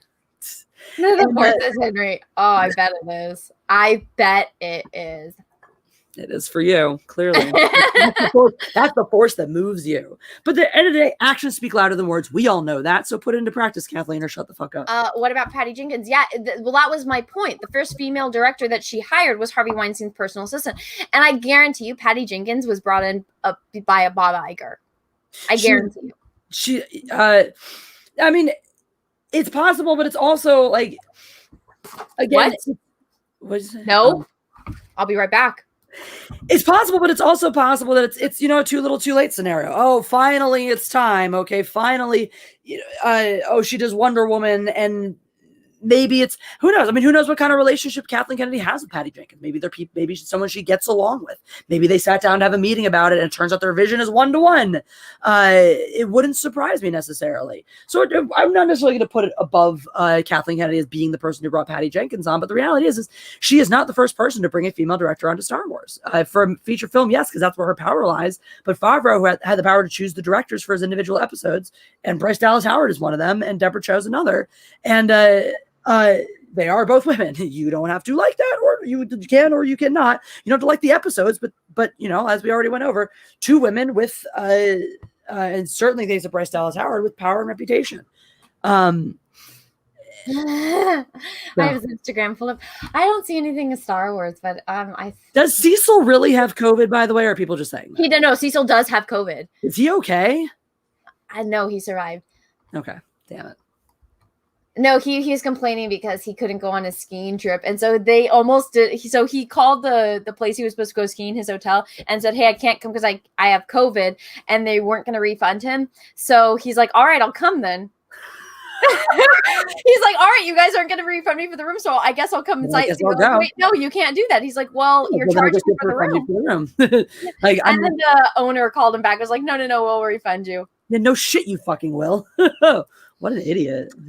So there's nothing on Henry's Instagram, and I knew this because I watch it like a hawk, not stalkerish in any way, shape, or form. I'm just stop getting Hannah's hopes up, guys. That's not I know, but I don't. There's nothing on here of Star Wars. There's fan art of him and Sir Patrick Stewart because they talk together, and so there's that. But there is none of Henry in Star Wars related. And sorry, I'm getting distracted. I need to stop staring at this. All right. Stop distracting me, everyone. I got to read these super chats, which I appreciate, by the way, from everyone that sent them. Charlie Spur, thank you for the super chat. Jessi, tell us about the Jewish space lasers. Laughing face. Well, they clearly exist, and I have access to all of them. So you all better sub to me and follow everything I do and like it, or I will use them on your house. There's a picture of Henry and a turtle. I control the space lasers. The end. Yes, it is true. They are mine. Yes. Darth Snow, thank you for the super chat. Hey, how's it going? It's going good. I can't complain myself. I have drank a lot of caffeine, and it gets to the point where if I drink too much caffeine and I don't have food in my stomach, I start shaking. I'm at that point where I'm like, you wouldn't care because it's water, but Bubbly, which is like one of our favorite brands of sparkling water, now has a caffeinated version. Oh. So so they have caffeinated water in fun flavors like berry and mango passion fruit. So chuck a little Mio in that and you'll be good to go. Billy the Kid Lawrence, thank you for the super chat. Intent matters, and Gina's was good. Very true. I agree completely. I think that's when you trace the messages, the intention is very clear in what she says, which I think it's very disingenuous to try to force her into this, oh, you're a conservative talking about this kind of box, because it's not the box. That's not what she's talking about. Hey, shush. Cavill should not go anywhere near Star Wars. Here's the thing. I love Henry. I love him so much. He plays these characters that he likes that are not a good representation of the actual character themselves, but there are action figures made, and I want the action figures because here's the thing. Nothing is as powerful as my imagination. Even if it is a shitty version of The Witcher or a shitty version of Superman, those hot toy figures are. So my uterus is so ready for Henry to be a Jedi with a lightsaber. And yes, I will buy that lightsaber and all the merch that goes with it because it's Henry. So shush. My body is ready. Thank you. That's all I wanted to say. Weefy117, thank you for the super chat. The image Pedro Pascal shared wasn't even from America. I said that as well. It was the Middle East, so he spread false information on top of politics. Oh, great. So you probably reposted Irony at its best, right? some sensationalized bullshit from somewhere else. And this is the thing is it's like when AOC got called out for lying about shit. Oh, well, the intention's there. No, it doesn't matter because y'all are the ones. Oh, yeah. When she said, oh my gosh, I was fearful for my life from across town. Right. Like, oh, weren't you? Wow. You weren't. MI05, thank you for the super chat. There is way more backlash now and it's growing. I'm assuming for that video from Kathleen Kennedy. How ironic. Yep. Mr. Tickle Trunk, thank you for the super chat. Jessie's refocus to nuance is always great. Understanding is a third-edged sword. Voltron proverb. Babylon 5. Your side, their side, and the truth. Heart, Jessie. Oh, thank you so much. Babylon 5 is a great show and it's got a lot of great. It really tries to follow a lot of the Star Trek model of digging into those human stories and showing the human sides of all of it. I think that's one of the things I like about it. I gotta go back and finish the series too, actually. David R., thank you for the super chat. Enjoying the live stream. Oh, well, thank you very much. Please smash the like button. And if you are not subscribed, please subscribe to my channel, ring the bell for notifications, and subscribe to Jessie's channel, which is Mindless Entertainment. The link is in the description of this video. My mods are amazing and have been linking it in the chat, so thank you. The Teos, thank you for the super chat. They shouldn't even say that, and they shouldn't even say that so and so is a Nazi in the first place. I agree. Arab Zadie, thank you for the super chat, even though you didn't say anything. And then thank you for another super chat where you did say something. Lucasfilm is a cult. Pains me to say it because still has George Lucas's name in there. They kept his name. Wish they had his worth ethics too. I wish they had just a scrap of intelligence. Yeah, right. You know, just a tiny bit. It does not take that much. It really, there was no reason for this to go off the rails. All the fucking track was there. Just follow it. Take you right into the station. It doesn't take rocket science. You can pick a random Star Wars fan and say, give me your first idea and do a better series based on that, you know? The Teos, thank you for the super chat. Glad that things are getting good for Gina. All support to her. I agree. Everyone, go show Gina your support. She sees it. Go tag her on Twitter and on Instagram and show her some love. AK Rex, thank you for the super chat. When we win this war, we will all we will win this war. We get all the flack, a lot more than those who go out of their way to please the tribe. At worst, we suffer temporary setbacks, but we will be the ones saying checkmate. I agree with you. And what's up, dude?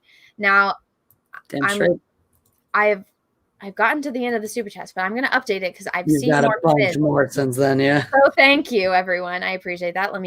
Fucking A. Well, thank you. I appreciate this. Macy Van Dusen, thank you for the super chat. Love the hairdo, Anna. Oh, well, thank you. I was trying it out. I haven't crimped my hair in a while because some people were like, oh, it looks ugly. But I got my hair done recently. I added in, for those of you that don't know, everyone thinks I'm really young. I am young, but I've had this like white streak in my hair since I was 19. And I'm tired of dyeing my hair black all the time and then letting it fade to brown. So I decided, hey, let me just go get like this, it's called a balayage. So they put lighter color in. And so that way, when I do have white streaks, it kind of fades in. Nice. So I tried something different. They chopped off my hair though. They chopped off 5 inches of my hair and it's been depressing. I still think it looks really good. Well, thank you. But yeah, so I did something different. So thank you for noticing. And this is my first time doing my hair like this with this color. And I actually like it. I feel like I fit in Huntington Beach now. Ha! It's like, I just need a surfboard. Yeah. My wave. Mr. Another, thank you for the super chat. Patrick Bateman and Thanos are heroes, not villains, if you ask me. Oh my. Oh, somebody said the Instagram post was from December 28th, and it's near the beginning, by the way, the Henry Cavill. Near the beginning? Yes. No, it's not. That's what they said. We're near the beginning of his time on Instagram? They said December 28th. I don't know. What year? I have no idea. No, the picture from December 29th is him in a workout shirt. Okay. December 29th, 2020. He's in the Muscle Tech shirt. I really should know that off the top of my head. 2015. Here we go. Here we go. God. Okay. Oh, this is so Way, great. way back. This is I hilarious. guarantee you I've probably seen this picture already. Probably. There's one picture where he's lifting up his shirt and showing his scars. And I'm like, I don't know if you know this, Jessi, but when men have scars, I'm like, hello, because that means you're strong and you're a survivor. Just like, this is a weird thing with me. I love tattoos because here's the thing. Women are attracted to tattoos because it shows that men can take pain. And also they're committed. They're down for commitment because men that have tattoos committed to that have being on their body for the rest of the time.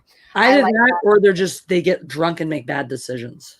That's a little bit of a different story. But when men have like full sleeves that are planned out, it's like, oh, hello. I like it. I am a little bit biased there, though. I have two cousins who actually have really cool sleeves. You'd love them. Okay, what year am I on now? 2017. Keep a scrolling. I know. Oh my God. And I'm looking at pictures I haven't seen in a while, and it's like, hello. I love the pictures of his dog, and I love that he loves his dog so much. I love that too. I always love when people love their pets.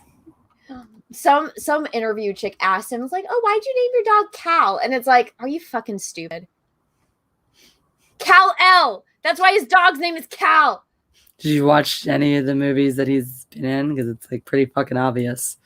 Just slightly important character that went by that name.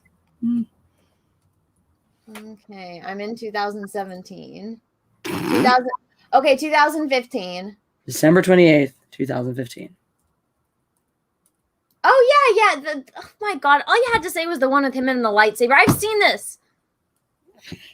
I scrolled all the way back for this one where he's saying, may the force be with you. And it's not December 28th. It's December 18th. Well, there you go. How dare you, chat? How dare you do this? I saw this years ago. This is what everyone tags me in on Twitter. But here's the problem with it. Yeah, can he just be shirtless all the time? Like, he's wearing a cape. You can't see his face. You can see his nice chin dimple, though, which I like. Peaches has a widow's peak and a chin dimple, and he looks a lot like Superman anyways, but he's extra hairy. Like, here's the thing. Henry Cavill, he's hairy, but he's not hairy enough for me. Like, Peaches, it's like, hello. Jeff has this like perfect triangle of hair just right here that makes him look really manly and like pops out of the shirt, and then it's just like nice and smooth. Anna, watch the Tudors. Yeah. I did. Yeah. He was naked in the first episode, which I appreciated, but here's the thing. He's not muscular in that movie. You are without a doubt the most persnickety person I've ever met. What does that even mean, persnickety? It means incredibly particular. Oh yeah. Like, I am. I'm very much. It's like to a degree is like you are. The phrase "splitting hairs" was invented about your tastes. It's really amazing because it's like the thing is it's so absolute with you what your tastes are, but it's on these very razor thin lines, and if it just deviates a little bit, it's like that switch just goes off. It's really like. It's fascinating to just hear you talk about your likes and dislikes sometimes because I've never met anyone else who has that relationship with their interests the way that you do. It's okay. Well, so here's the thing. I like men, and there's an age when men get into their prime. Yes. And when a man is in his prime, they're just so attractive to me. And Henry recently entered his prime, and here's the thing. Yes, clutch your fucking pearls. Men are completely useless before the age of 30. I'm sorry. It's true. In my opinion and in my experience, it's fucking true. Even when I was younger, men are useless before the age of 30. Now, there are some men that enter their prime before 30. And when they're in their prime, it's like the most, it's like fucking love potion to me. And I'm just like, oh, hello. And so Henry, because one of my favorite movies is The Count of Monte Cristo, and Henry is in it. And yes, he's cute. But he's a little kid. Yes, okay, he was technically an adult in that movie, even though he's playing a teenager. But it didn't do it for me because he wasn't in his prime. Henry has entered the prime of his life, and men usually it's between the age of 30 and 45 is when they're in their prime. And during that time in a man's life, they are just like, bees to fucking honey for me. And I'm like, hello. Now... Cecil's rubbing off on you. Huh? Cecil's rubbing off on you. You just went, hello. I know, right? Yeah, I know. That's what happens when you become friends with someone. You pick up their habits. But so And, because I've always been like, yeah, Henry's a nice, yeah, he's a nice piece of meat. But then when he did the PC building, because I've always thought, oh yeah, when he started getting buff for Superman, I'm like, hello, Superman. But then I realized, oh my God, he's a fucking nerd.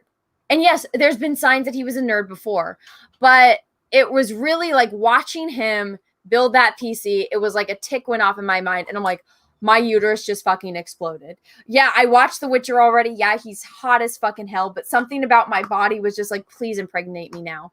And it's just, holy fucking shit. This dude is perfect. Aside from the blue eyes, like that is just a really off to me. Like, but there's context. There's context that can fix that, right? So, but honestly, it shows that he's not perfect. Which is great because when a guy is perfect, it's like, what the fuck is wrong with you? But he's got blue eyes. So it's like, all right, that's a big turn off for me in general. I like dark eyes. I know. This is true. I just love that it's not just, it can't just be that, oh, blue eyes are a turn off for me. It's that he's not perfect. Having blue eyes is a flaw. It is a deep character flaw that shows that he is not perfect. For me, I feel vaguely discriminated against by proxy for the color. But you're a woman, so I'm not attracted to you anyway, so it doesn't matter. See, I like the men. Like for me, before the most perfect man was Antonio Banderas because he was sexy. He had that sexy accent. He was Zorro, and he was dark, and he was hairy, and he had this. I like dark eyes because it's so mysterious, and it's like I can stare into their eyes for days, and it's just like getting lost in them. Whereas blue eyes, I'm like, I can tell when you're lying. I can see when your eyes dilate. I don't like that. Stay away from me. But Henry is like, oh, he's in his prime right now, and I'm going to enjoy it. He's gonna turn. His birthday is May 5th, and he's gonna turn 38 years old this year. So he's got a few more years until he reaches the age of no longer being prime. And I'm going to enjoy it, and I'm going to lust after it because it's healthy for women to have fantasies. But at the end of the day, I still got Peaches, who is reality there. Anyways, I've dug myself a big enough hole as it is. Peaches, I love you. Even if you're watching me, please don't hate me. Which he won't. He thinks it's funny. But anyways, let me get back to super chats. Boobs sweat leads to pearl neck. Thank you for the super chat. First time watching. Good show. Just subbed. Well, thank you. Thank you. A very interesting name. I have no idea how to say this next name, so I'm going to butcher it, so I apologize. Ryu Kai Kayuku. Thank you for the super chat. Just sit mad with their pile of crusty socks. Oh, they just sit mad with their pile of crusty socks. Damn straight. What an image. Ikeen, thank you for the super chat. Learning history won't help. SJWs just post moderate nihilistic. Okay, so I want everyone to see why I don't really wear glasses. So I have a hole in my eye where you see there's a little hole. I don't know. I was born without a tear duct in that eye. I have one in this eye. You see? One? None. I had surgery when I was a kid. But so water squirts out of my eyes when I'm wearing glasses. You can see the little spots, right? Yeah. The water droplets? Those little dots? I can see. If I talk or if I laugh, it squirts my glasses. Very annoying. So weird. So weird. ID Crisis, thank you for the super chat. Anna's booty will unite us. Trademark. No. Macy Van Dusen, thank you for the super chat. Jessi, please pet your kitties for me. Oh, well, I've been doing it all stream, Macy. I'll give you, if you're still here, I'll give you a little James line in my hand, and she pancakes right there behind him. So kitty cats are cuddling. Are there some brothers? Yeah, there's the brothers. He was so little, and now he's so big. He's the big. I know, they were just little. His brother's still one of the littlest, but he's growing now too. The kitty cats. Little babies. But yeah, Pancake only looks small right now because Jane is a monster. Jane needs to lose some weight. Takes after their daddy. Big like Papa. Legends of the Brave Bard, thank you for the super chat. Say awesome, Anna. Well, thank you. Charlie Spur, thank you for the super chat. No one I've been attracted to has liked me back either. 25 years old and still lonely as ever. Broken heart. Oh, I'm sorry. You know what? Keep up hope, because I never found any guy that was remotely right for me, and then Jeff happened, and I've been dated guys before and stuff like that, but finding Jeff was just something else. So they're out there. Just, keep your chin up. Same for me and Peaches. Russell Hall, thank you for the super chat. Anna, you know when you finally score that passionate line alone with Henry Cavill after Peaceful? No, Peaceful is not happening. He's going to confess his most twisted kink. Would you rather he likes getting pegged or giving enemas? Oh, Jessi doesn't know this is a Jack Show thing. Honestly, so here's the thing, guys. I can go from drooling over Henry Cavill to finding one thing that is just the deal breaker. If Henry was to tell me, hey, I want to keep your toe in my pocket, it's like, get the fuck away from me. If he said either of those things, it's like the instant boner kill. You know, I'm just, no. And Yeah. it's one of the, it's blown my mind that hasn't happened with Peaches yet because I'm so picky. And it's like, it just takes one simple thing for me to be unbelievably attracted to someone to just being like, stay away from me and never talk to me again. So now you know your chat's going to go out and try to find that one thing about Henry Cavill that's going to ruin him for you, right? I know. Which honestly, at this point it does, because this attraction to him is getting kind of out of hand. There you go. Someone's got to go do the right thing and ruin Henry Cavill for Anna. But So, please yeah, don't. I don't know. Anna, It's like I'm enjoying it, but I kind of want it to be ruined, but I kind of don't want it to be, you know. the thing is, you can't lie to her about it to do it because Anna is like practically professional level of private investigating. So Yeah. you're gonna fucking find out if you make shit up. So you got to find out the real shit and ruin Henry Cavill for Anna before she just devolves into a mess of bubbling uterus. Deary Nitpicker, thank you for the super chat. And I control the diamond mines. Mwahaha. Yeah. Oh, together. So he has the I have the space lasers. He has the diamond mines. Right. There you go. Vids the editor, thank you for the super chat. Woke culture wants to cancel various historical figures for being racist. They even vandalized and toppled Ulysses S. Grant statues. I know, which he fought against it. It's so like the guy. They should probably go and cancel Hamilton because I'm pretty sure he was racist. So. Wouldn't that be funny? I'm convinced. Like, of course he was. He lived at a time when literally everybody was. He also was a philanderer, so like he's not exactly the most morally bang up guy ever. But apparently he's a fucking hero. Guarantee he was fucking racist in some form or another. Also, like, why are we immortalizing? And oh yeah, we're supposed to cancel everyone for all of their shit from back in the day. Well, he cheated on his wife a whole fucking bunch. So shouldn't we cancel him for that? Fuck you, Alexander Hamilton. Nope, they sing about it in the goddamn musical. Deary Nitpicker, thank you for 2 super chats in a row. Anna, you're actually the first member of the fandom minister I started following. Saw your Last Jedi review and totally agreed and felt so lost after the movie. Oh, well, thank you. That's exciting to hear. I'm glad I found the fandom menace and I'm not alone in this crazy world. And hello, ladies. I love being able to see Jeff behind Jessi. Haha. Jeff. It is entertaining, isn't it? Jeff and his deep window thoughts. I know. He's like deep. I see his headphones in though. Jet Spark, excuse me, I'm getting hiccups. 373, thank you for super chat. Henry Cavill should be Darth Bane and Hack Anna. You should petition to be Githany, so you have a chance to poison kiss your schoolgirl crush. Your schoolgirl crush. So Jessi doesn't know who those characters are. I don't think so. Darth Bane, he's the creator of the Rule of Two for the Sith, and so it's a series that takes place from the point of view of the villain, which is Darth Bane. And so before that, there was like hundreds of Sith and hundreds of Jedi, and there was like this school to teach people how to use the dark side of the Force. And then there's this character called Githany, who she kind of manipulates him because Bane is strong and he's learning, but he's like the strength, but he's going back and reading. Even though he's physically strong, he's going back and learning all of this stuff about the Force. And yeah, he's into her because she's beautiful and like she's Sith, but then he does decide to kill her at the end, but well, because she's there, because he's like, oh no, I have to be a purist, because he's also a psychopath, by the way, which most Sith are, usually. So he ends up killing like all of the Sith because he believes that, there can only be two, a master and an apprentice. And so she goes to like kill him because she's the only one that can get close to him because everyone knows that he's into her, and she like kisses him. And it's poison, and he knows that it's going to be poison, but he knows how to use the Force to fight off poisons and stuff like that. So there's that, and she uses a whip as her weapon, a lightsaber whip. That's not kinky at all. Yeah, but I don't think they ever do the deed. But I'm not an actress, but I will volunteer to Makeup. It would be nice to get paid for it too, but I mean, I'll volunteer. I don't need to play a character in a damn movie. He'll just be there to keep his lips fresh and then maybe he needs practice, you know.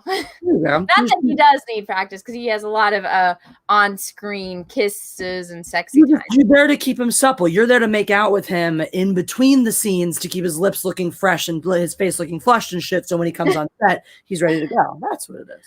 Well, no. So I said if I was to ever be a character in a movie, I could totally be Maxima, even though I'd need a lot of CGI to make me look big and strong.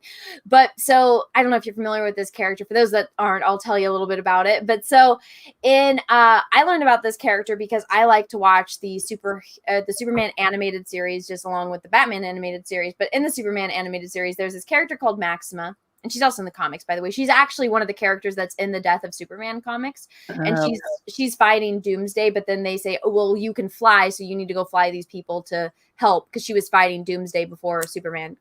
Superman was in the middle of an interview. I know this is a complete tangent, but before he found out about Doomsday and goes and fights him. So Maxima is from this planet of elite people, and she needs to find somebody to breed with her. So she goes to Earth and she finds Superman, and she wants him to be basically her baby daddy to produce the most dominant and most powerful offspring. So she is basically chasing Maxima, Maxima is chasing around Superman, trying to get him to breed with her. And I'm like, that's me. Yep, that is you. That 100%. I'm like, I will play her because that is spot on, and that would not be acting, except for pretending to be big and strong. You wouldn't need any coaching. Just be like, all right, your impetus of your characters, you're doing anything you get to take to get with this guy. All right, done, cool. Motivation, solid. Let's go. I know. I'm like, I wouldn't even have to. I'm not an actress, so I don't think I would be good at it. But I could do that. I could chase I could wear a costume and chase Henry Cavill around a set, trying to convince him to sleep with me. The secret is that's all acting is, just finding the truth in the lie. So if you go on set and play something that's just very natural for you, it's still acting. It's just very good acting. It's just the only role. I'll wear a fucking wig. I just said they're gonna need CGI to make me look big and strong. I'll put on a costume and I'll wear a wig and I'll run around Henry Cavill. Okay, here we go. Dairy Nitpicker, thank you for the super chat. P.S. Jessi, I'll be sending you the memo for the world domination. Just got new orders from headquarters. Oh, well, that's good to know. It's good we all stay on the same page with the world domination plans. Ruben Wilson, thank you for the super chat. Hey, what's up? We are talking, and I'm almost at the end of my super chats, unless I refresh and there's still more. Which, by the way, thank you. I do appreciate it. YouTube has been like, fuck you, Anna. Last month was great for me. This month, they're like, hey, we're going to suppress your channel again. So I was like, fuck, I was growing and things were going good. And then it's like, hey, fuck you. So thank you. I do appreciate it. Battleheim63, thank you for the super chat. Anna, you are channeling Heidi Lamar. Oh, thank you. I think it's because I didn't do my eyebrows today. Maybe that's it. She said men are most virile and attractive between the ages of 35 and 55. Look up the whole code. Ooh. There's something about that. My mom told me that and I didn't believe her. And then I grew up and I was like, yeah, Mom, actually, you're right. Moms do know shit sometimes. I know. Well, I even told Peaches when I look at pictures of him when he's younger, and I'm just like, "You're such a baby," you know, like you're a baby. And it's funny because he didn't get like body hair because he's covered in hair, right? His chest is like so furry. That was actually the first thing I thought when I saw him, because when I met Peaches, he was shirtless, and I was like, "Holy shit, that guy's hairier than my dad," which is almost impossible. And because I met Peaches, well, I met him when he was 26, but I was like, damn, that dude's hairy. When I look at his pictures, like before he turned 20, I'm like, baby, where's all your hair? It's gone. Where is it? Your old baby. Jeff has looked functionally the same for a decade. And he also was full grown. I don't know, when he was like 12 or some shit like that. So, Jeff's baby pictures, there's the cutest one ever that his mom has of Jeff on a little pony. And it was so fucking, it's the absolute cutest picture that I will never ever share with the internet. But Anna, maybe you'll get to see it one day. I have no call. I'm sending it over after the stream. So it needs to change your name to that Henry Cavill girl.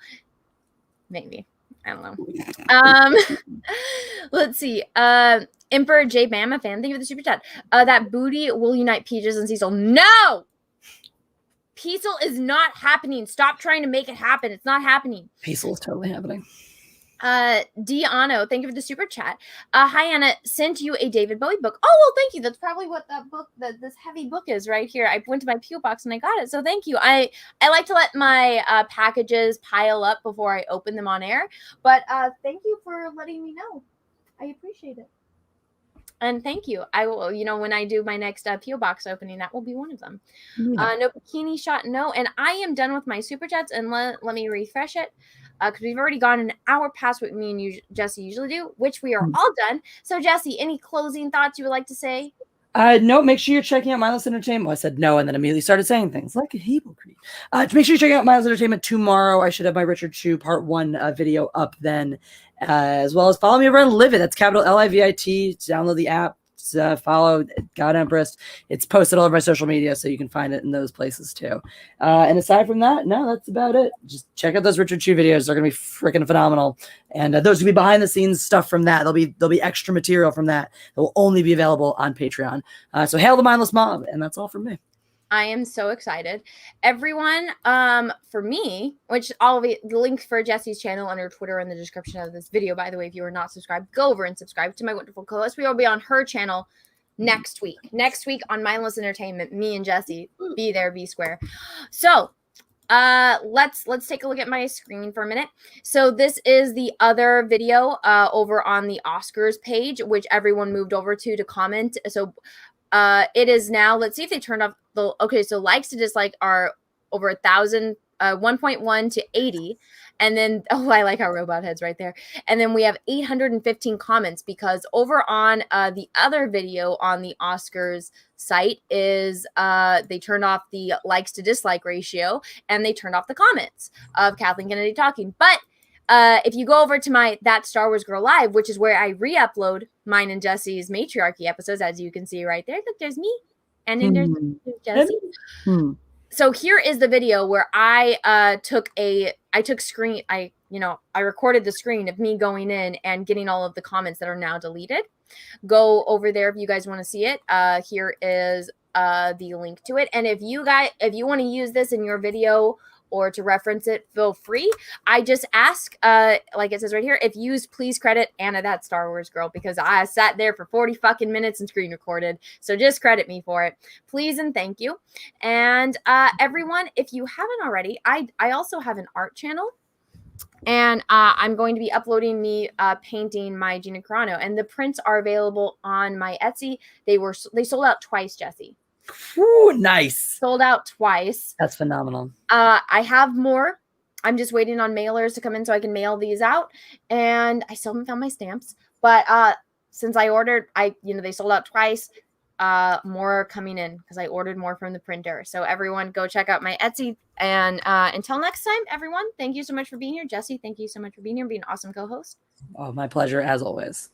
And until next time, everyone, I hope you have a great rest of your day, morning, evening, afternoon, wherever you are in the world. And may the force be with you because we are really, really, really going to need it. Bye, everyone.